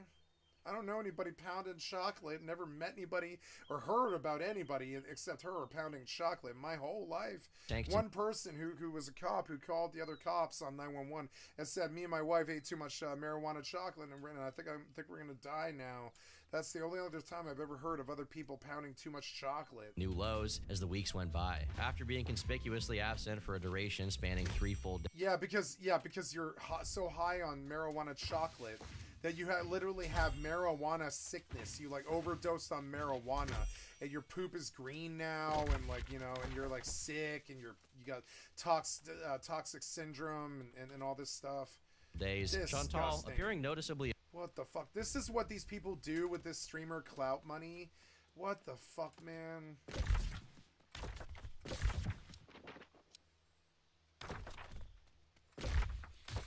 Where's this stuff? Yep. Nice.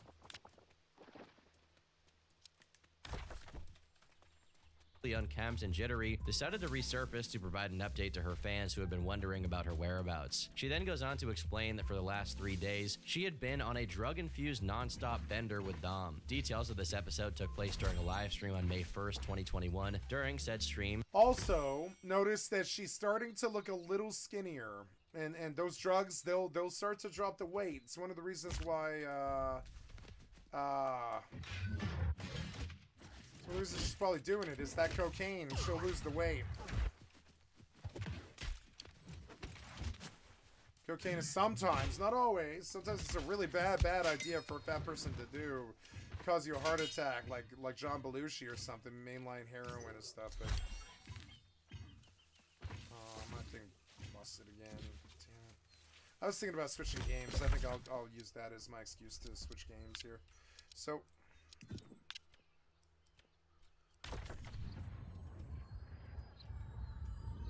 Chantal disclosed a litany of physical symptoms that she endured during her brief absence from her channel. These symptoms included things such as excreting orange urine, sensations of impending doom, and physical deterioration. What made this confession? Yeah, that'll be meth, cocaine, heroin, and speed. Yeah, that'll be the combination of all four.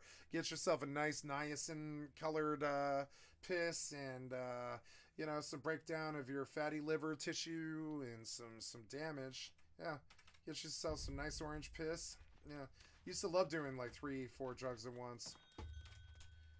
Confession truly astounding was the sequence of events that Chantal recounted, detailing her descent into a meltdown of substance abuse. She began by... It's pretty hard for a fat person to be a drug addict, I'd say. Because that person's addicted to food. Saying that this all started with her well-documented habit of consuming potent edibles, which wasn't really a surprise. Yet this time, it wasn't just about the edibles. Interspersed between her episodes of intense fall off of that fucking ball really bad too. Consumption, Chantal admitted to snorting coke, which also wasn't new but still not a good thing. She then resorted to a method of drug ingestion known as parachuting. Oh my god. She was like, I like eating things, so I want to eat my drugs. Eating drugs is so goddamn stupid. First of all, it's the worst way for a drug to reach your bloodstream. It just is. It's got to travel through so many things before it gets into your fucking bloodstream. And then, second of all, most drugs will burn a hole right through your goddamn gullet, no problem. Burn a hole right through, like leave you an ulcer for the rest of your life. Don't parachute drugs, kids. Nearly a whole gram of ecstasy in a tissue paper. Jesus Christ! Do not do an entire do not do an entire gram of ecstasy all at once. And swallowing it in one foul swoop. That's too much. That's like, I would say that's too much. That's like, what, 4 pills, I'd say? That's about double what you need. I would say if you're going to parachute, like, X, never do more than half a gram. See, and this is the problem when scrubs come and try and act like they're fucking good at drugs. You're not good at drugs. You're just fucking stupid and reckless. And you're into mindless self-indulgence. And those of us who learn the ravages and learn the insides and outs and didn't mess with needles and don't do stupid things and don't have ulcers and don't have problems with alcohol and all this other stuff, right?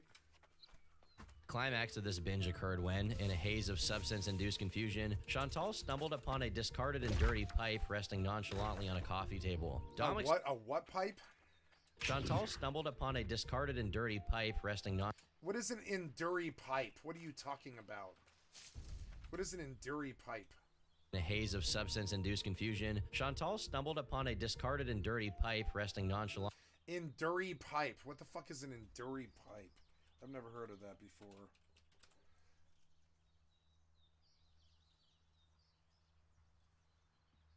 I don't know. I don't know what an Enduri pipe is. On a coffee table. Dom explained that this pipe was his friend's and she could smoke it as long as she promised not to ask again. Now, faced with the decision of what to do, Chantal intelligently chose to discard this pipe in a rare moment of maturity.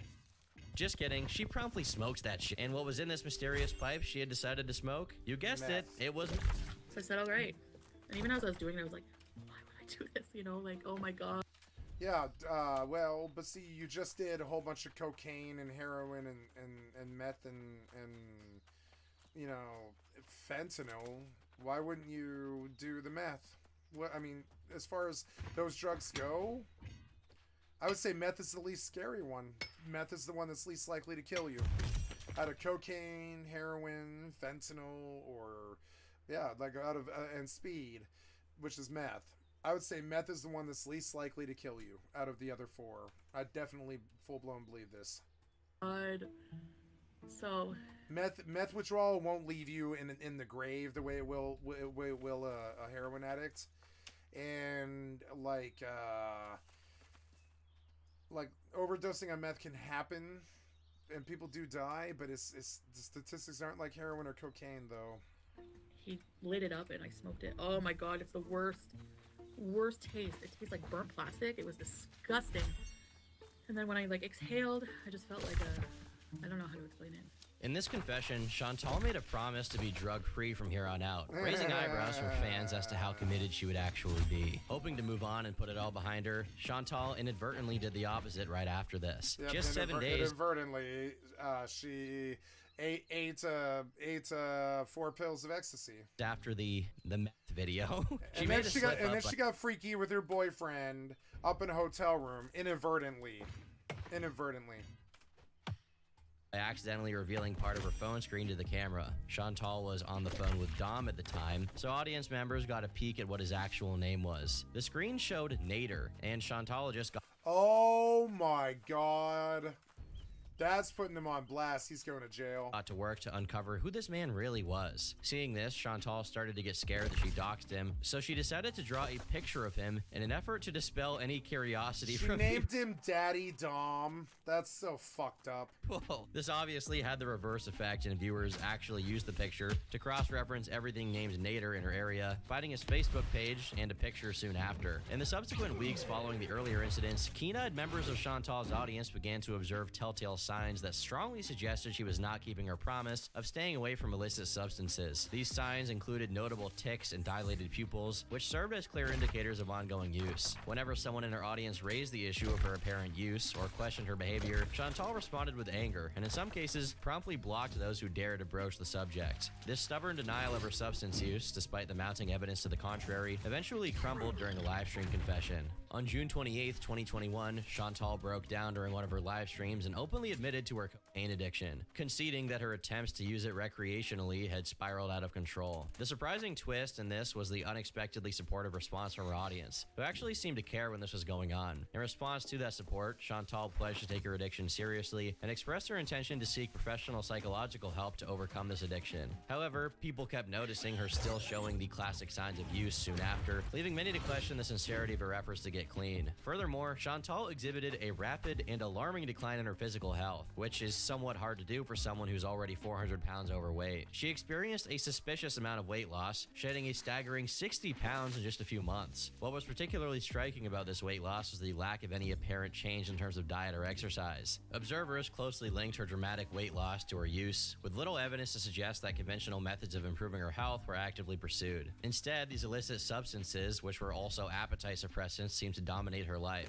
Accompanied by her claims of engaging in numerous encounters on a nightly basis. Things kept getting worse on the early hours of June 8th when an alleged near overdose occurred, an event Chantal herself referred to as that really bad night. After this, Chantal claimed to be receiving assistance from a family member, though the extent and effectiveness of the support remained unconfirmed, and our audience was left to speculate about the specifics of this intervention. By August, Nader had accepted the fact that everyone knew about him online, so he used this as a way to launch his own YouTube channel with the help of Chantal. It looks like when he wasn't getting super zoinked and effed up, he actually had a passion for cooking, creating cooking videos that sometimes featured Chantal, and making Chantal videos that sometimes featured cooking.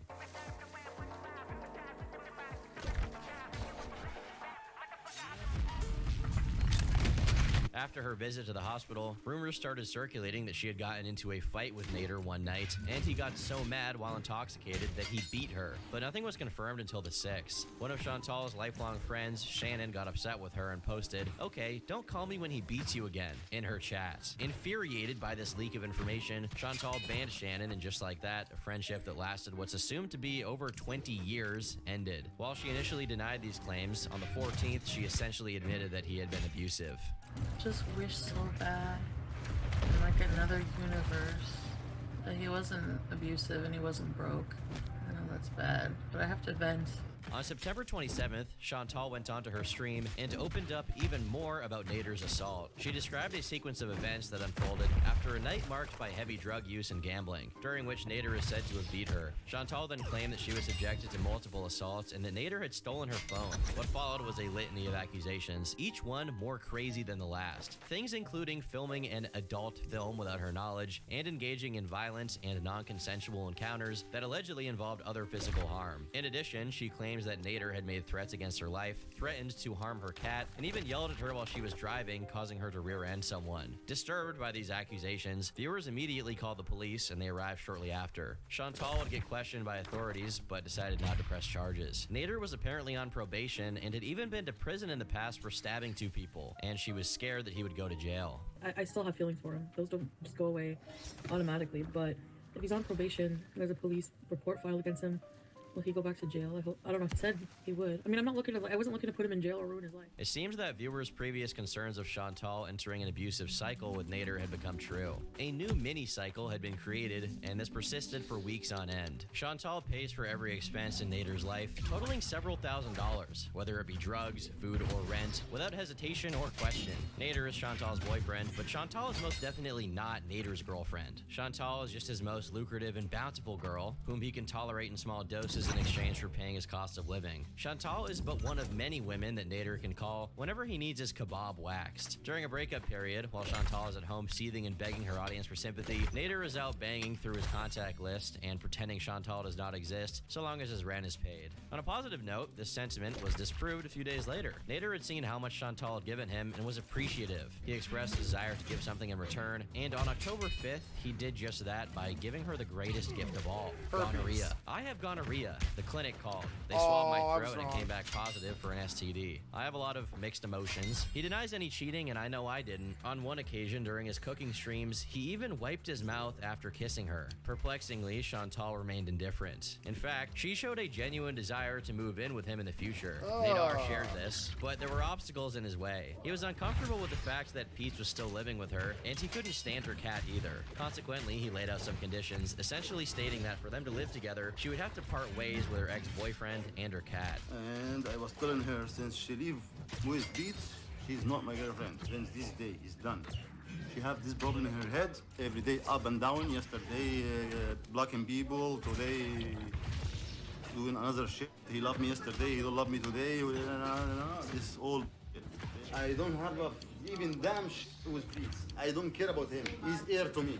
These terms were something that she was seriously considering, something that Chantal did frequently on her stream. Longtime viewers got upset about this and reached out in an attempt to remind her that in the few months she was with him, she had been cheated on, beaten, and was addicted to an illegal substance. Even so, it wouldn't matter in the end, because on November 9th, Chantal streamed another breakdown after Nader and her got into a fight. She had left the house and started walking to the store, but he had apparently followed her down the street while constantly yelling. feeling. After this very public breakdown, talks about moving in together stopped altogether, but this wouldn't stop Chantal from inevitably going back to being with him. At some point, Chantal had even said that Nadar got her a ring and that they were engaged, but on the 12th, he very much disproved this by revealing that she was the one who actually bought it. He wants to be private about it, guys. Let it go. It's in the What's past. that? The engagement ring. I'm not private about it. But that's what happened. Yes, I said you buy it, and after that... And you were going to pay me for it because you wanted me to pick out a ring that I liked because it was, when we were doing good, it was going to be an engagement ring. Hello? Why do you like this What's that? skeevy-ass drug dealer? Why do you like that skeevy-ass drug dealer? I've never understood this. I've been a skeevy-ass drug dealer, but not like him, though. Never like him. I never any... I don't know.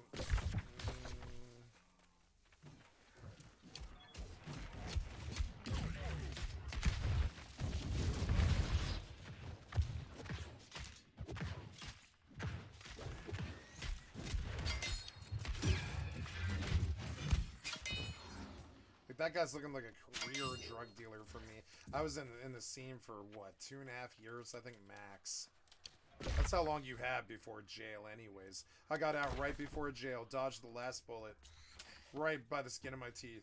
You know what I'm saying? I got out exactly when I should have. Huh.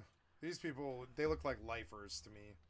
As winter descended, Nadar began live streaming with a woman who fans quickly dubbed DD. This mysterious new addition to the channel started appearing alongside him, effectively stepping into Chantal's role whenever the on-again, off-again couple found themselves in one of their frequent breakups. Apparently, DD used to be a fan of Chantal's channel, but it seemed that was not the case anymore. On January 17th, Nadar again began streaming with DD, but this time he kissed her live on the air while sharing wine. Naturally, this development didn't sit well with Chantal, but this fury wouldn't culminate until 2 days later. Initiating a new live stream, Chantal discussed his disloyalty. It's all like weird, crazy people cheating on each other. I mean, like that's what I've always thought about humanity. But this is the worst example of that sort of thing. It's what happens when the middle class gets bored. You know, they sit in there and 9 to 5, and they're bored, so they get to cheating, going to hotels and shit like that. Never understood it. I don't know why you guys wanted that kind of lifestyle in the first fucking place. 9 to 5. If you don't like it, don't cheat. You know, it's stupid. Like, just don't put yourself in a boring life like that. And claimed that he had someone at his house right now as she was speaking. Simultaneously, he was also live streaming, seemingly unfazed by Chantal's accusations, with a stream titled Let's Have Dinner, which he conducted with none other than Dee behind the camera. These simultaneous live streams added fuel to the fire, as Chantal's chat encouraged her to confront Nadar directly by this guy's like going to his house to retrieve her CPAP machine. For those unfamiliar, a CPAP is a medical device used to treat sleep apnea, basically helping people breathe while they're sleeping. Chantal then decided to embark on this impromptu mission, arriving at his residence only to be met with a vehement refusal to let her in. Fueled by a potent mixture of anger and frustration, she resorted to honking her car horn and screaming, a spectacle that drew the attention of concerned neighbors who promptly called the police. As she continued her uproar outside Nadar's house, the police arrived on the scene. What followed was a live encounter between him and the cops, broadcast for all to witness on his live stream. It was a surreal moment, but eventually, Chantal successfully retrieved her CPAP machine with help from the cops after a never-ending back and forth. Following this incident, Chantal's relationship with Nadar actually looked like it was over, culminating in what could only be described as a full-blown mental breakdown. She chose to publicly shave her head during a live stream. In that stream, she explained her decision by saying that she was balding anyway, and that this was just getting a head start on the inevitable. However, it was apparent to many that there were deeper emotional problems at play. Chantal seemed profoundly affected by the fact that Dee had now taken center stage in Nadar's life, receiving the attention that she herself once held. It's not Nadar, you idiot. That would be Nadar. Nader. Nader. Nadir, or Nader. Nader. Not Nadar. Nadar would be Nadar. Like radar. God damn it. Like, I see all these people pointing the finger, kind of. But they can't even pronounce words. They can't even pronounce names. Like, I'm sorry, I'm not sure why I should care what this guy thinks. I just think he brought something kind of interesting to watch. But I don't know if I care what he thinks, because, I mean, he can't even pronounce the guy's name right, much less, like, understand this lifestyle at all. Seems kind of judgmental, the whole thing, and I'm like, man, nah. I think this is a Wednesday night in America, frankly. I think it's more common than you think.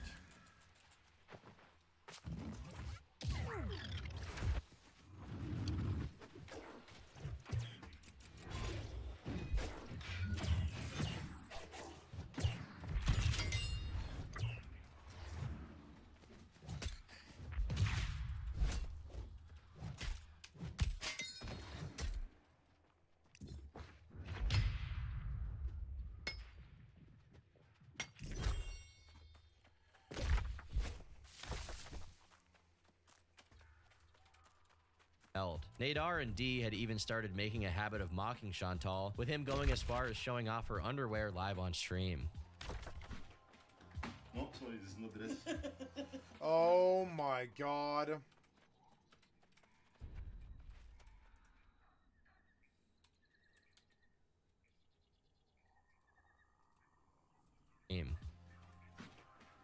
No, sorry, this is not dress.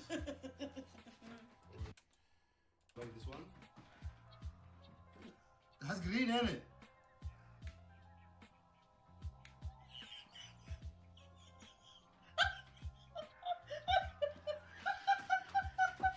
Wow.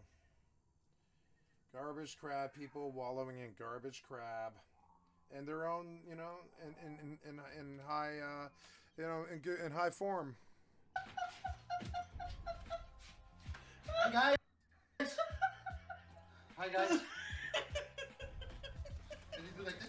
The dynamics of Chantal's relationship, coupled with her history of substance use, had undoubtedly taken a massive toll on her mental well-being. This wouldn't stop Nadar from continuing to exert his influence over her, as this all culminated when he convinced her to engage in oral sex with Dee Dee at her condo on the night of March 26th into the 27th. It was during this threesome that Chantal finally came to the painful realization that he and Dee Dee had been intimately involved throughout their entire relationship. The emotional turmoil resulting from this revelation. What's with the tattoo? Is that a Wu-Tang tattoo? What the fuck does that mean? Is it her letters of her name? What is that? Spilled over into her subsequent trip to Cuba, which was sadly the day after her birthday. I've never seen that image before, and it bothers me. I think it's a Rorschach image. You see it, it is. It's like a Rorschach thing. It's weird. During her Cuban trip, Chantal's rage reached a boiling point, exacerbated by her excessive alcohol consumption. On her live stream, she openly discussed the disturbing details of that threesome, including graphic descriptions that left little to the imagination. Her vivid account included a description of Dee Dee's physical attributes, likening them to the color and taste of sardines. Has anyone seen grape? Like, is that like a thing? Like, what is a grape? What is a grape?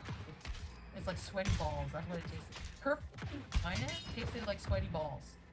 And you made me eat her out. I hope you're fucking happy. Once Chantal returned from Cuba, you can probably guess what happened next. Yes, that's correct. She again began seeing Nadar, but this time in a more low-key way. They began meeting at various hotels, with some instances where the accommodations were so peculiar that one may question whether they had stumbled upon a room with unconventional furniture, like a curious sex chair tucked away in the corner. Despite their efforts to keep their meetings discreet, a reaction channel dug deeper into the situation and went as far as calling a hotel where Nadar was seen streaming, confirming that Chantal was a registered guest at that hotel. Chantal didn't say anything for a bit, but by May 14th, she cracked and admitted it, not really surprising most. What did surprise a majority of people is what happened next. Dee Dee and Nadar, who had been a consistent presence in Chantal's life by now, not only officially announced that Nadar was claiming Dee Dee, but also that they were engaged in a BDSM relationship, and Dee Dee had signed a contract. Obviously, Chantal was furious, and over the next few months, a recurring theme in her content became her relentless obsession with his relationship. Regardless of the clear indication that Nadar and Dee Dee were committed to each other, or I guess, more closely that Dee Dee was committed to Nadar. See, he's skinny, and that's what she wants. She wants a truly skinny man. You can see it, and she's got an addiction to an idea that her fat ass can be... Excuse me. That was terrible, what I just said. Herself cannot... like be with a man her size. She's got to be with the skinny man, and she'll put up with this bullshit to get, you know, to Nadar, Chantal found herself unable to break free from her fixation. It was almost as if she had created yet another miniature cycle. Throughout this period spanning several months, Chantal consistently reacted to and made jabs at the BDSM couple, frequently making videos where she asserted that she was done reacting to their content, only to later be caught still engaged in watching their video. I didn't mean to call her. I didn't mean to call her fat ass. That's really rude, and that's the old me. I just don't like the whole deal. It's not that I don't like her. It's that I don't like the whole the whole byplay of it. She easily could have led this situation. Oh, big surprise, Aries. She goes to war all the time. Thus perpetuating the cycle. This would continue until miraculously, she broke it in October. After almost a year and a half of constant torment and obsession, things finally looked like they were changing in a new direction. October can be described as the dawn of a fresh new era for Chantal enthusiasts. An era that is yet to be corrupted by illicit substance use or domestic abuse. An era of peace and prosperity. An era of Islam. Starting in early fall, Chantal had once again begun e-dating and presumably had found a man already. A man that apparently was very easy to find because people found him almost immediately after they got a hint that she was talking to someone. His name was Salah, and he was a dashing Arabic man from Kuwait with a killer smile. This Salah guy must have been quite the charm because it didn't take long into the month for Chantal to spill the beans that she was making changes to her wardrobe to better align with his cultural background. On October 5th, she announced that she'd started wearing a hijab. This move stirred up some commotion among her viewers, mostly because it sounded like she was just doing it to impress this guy she was talking to. But fans were still curious about this new... No, it sounds like she's converting to Islam and marrying an Islam man, which is fine if they're in love. And Salah. Yeah, she says, meet my new Syrian love. She's in love with a Syrian. What's wrong with that? And a day later, Chantal delivered an explanation in a stream titled, Meeting My New Syrian Love. In it, Salah was in chat and could be seen interacting with people. Chantal goes on to explain that she's developed a new plan for her future. Originally, before meeting Salah, she had planned on moving out into a new house with Pete's. But after getting swept off her feet by the word of Allah, things had changed. She now said that she would be visiting Salah in Kuwait, and depending how it went, she could potentially be moving in with him permanently. This sudden announcement sent a surge of people immediately to Pete's channel that he had created a year prior. Pete had gained a reputation over the years to have a temper, and this case was no exception. Kuwait blocked. Hijab blocked. Let's throw in niqab. I'm getting fed up with that. I've been ignoring it all stream for a reason. F off with it. I'm straight up blocking Muslim. You know what? F this. Like, Christ, I'm blocking fucking Chantal. I'm blocking Chantal's name just because I'm so fucking fed up with people just going on and on and on and on and on and fucking on. Holy fucking hell, get the fuck over yourself. As the days sped by, things seemed to gain momentum, propelling Chantal forward at a breakneck pace. It had been just 1 month since she started a relationship with Salah, but it was around now that she decided she already wanted to marry him and share an apartment together in Kuwait. This rapid decision almost gave viewers whiplash, and everything was happening so fast barely anyone could keep up. This quick choice was mostly disliked among Chantal's audience, and many viewers felt it was an impulsive decision. But like most criticism Chantal had received over the years, it fell on deaf ears. People had also made predictions that this rapid marriage was Salah pressuring her, and that his true motive was to get a Canadian passport, but nothing thorough was proven as of yet. On November 2nd, Chantal was documenting her journey from Canada to Kuwait, as well as vlogging for the first time with Salah in person. Plenty of funny clips ensued, and it seems like Salah was a very blunt man when it came to what he thought needed to be done. Your diet. You forget? Yeah, I know. Well. Wow. You have to lose some weight. Yeah, but we'll come up with a... No, guys, I really... Despite backlash from a portion of her audience, it seems like feeders enjoyed this change in location. Then again, it probably didn't matter where Chantal lived as long as she kept recording herself eating and burping on the daily. Hi, baby girl. Oh my goodness. Everything looks so good. I'm full and my mouth is still watering. What the heck is wrong with me? Lol, that warm bread looks so delicious, and you got me eating pickled vegetables with every meal. The hummus looked divine. The meat between the two pieces of thin bread looks so good. I'm glad you and Salah went out to eat and enjoyed yourself. It seems like now that I don't drink, I'm enjoying my food much more. Love you, Chantal. Chantal then gave a tour of their new apartment, and by January, she had already got... Wow, she actually found love. It's cute. Why not? gotten married, as well as officially converting to Islam. At the Oh my God, Islam was what saved her. I love the reality stories. I love them. They make me happy. I like the reality stories. I think they're very good. I think they're very funny. Oh God. At the end of the month, Chantal had to go back to Canada to get her things and officially move out. But there Okay, were guys, I gotta pee, and then I'm gonna come back, and two I'm main gonna problems. launch this new game that I'm playing. What's the name of it? It is Project Gorgon. Project Gorgon demo. Yes. Play. We're gonna switch titles and all this stuff, but until then.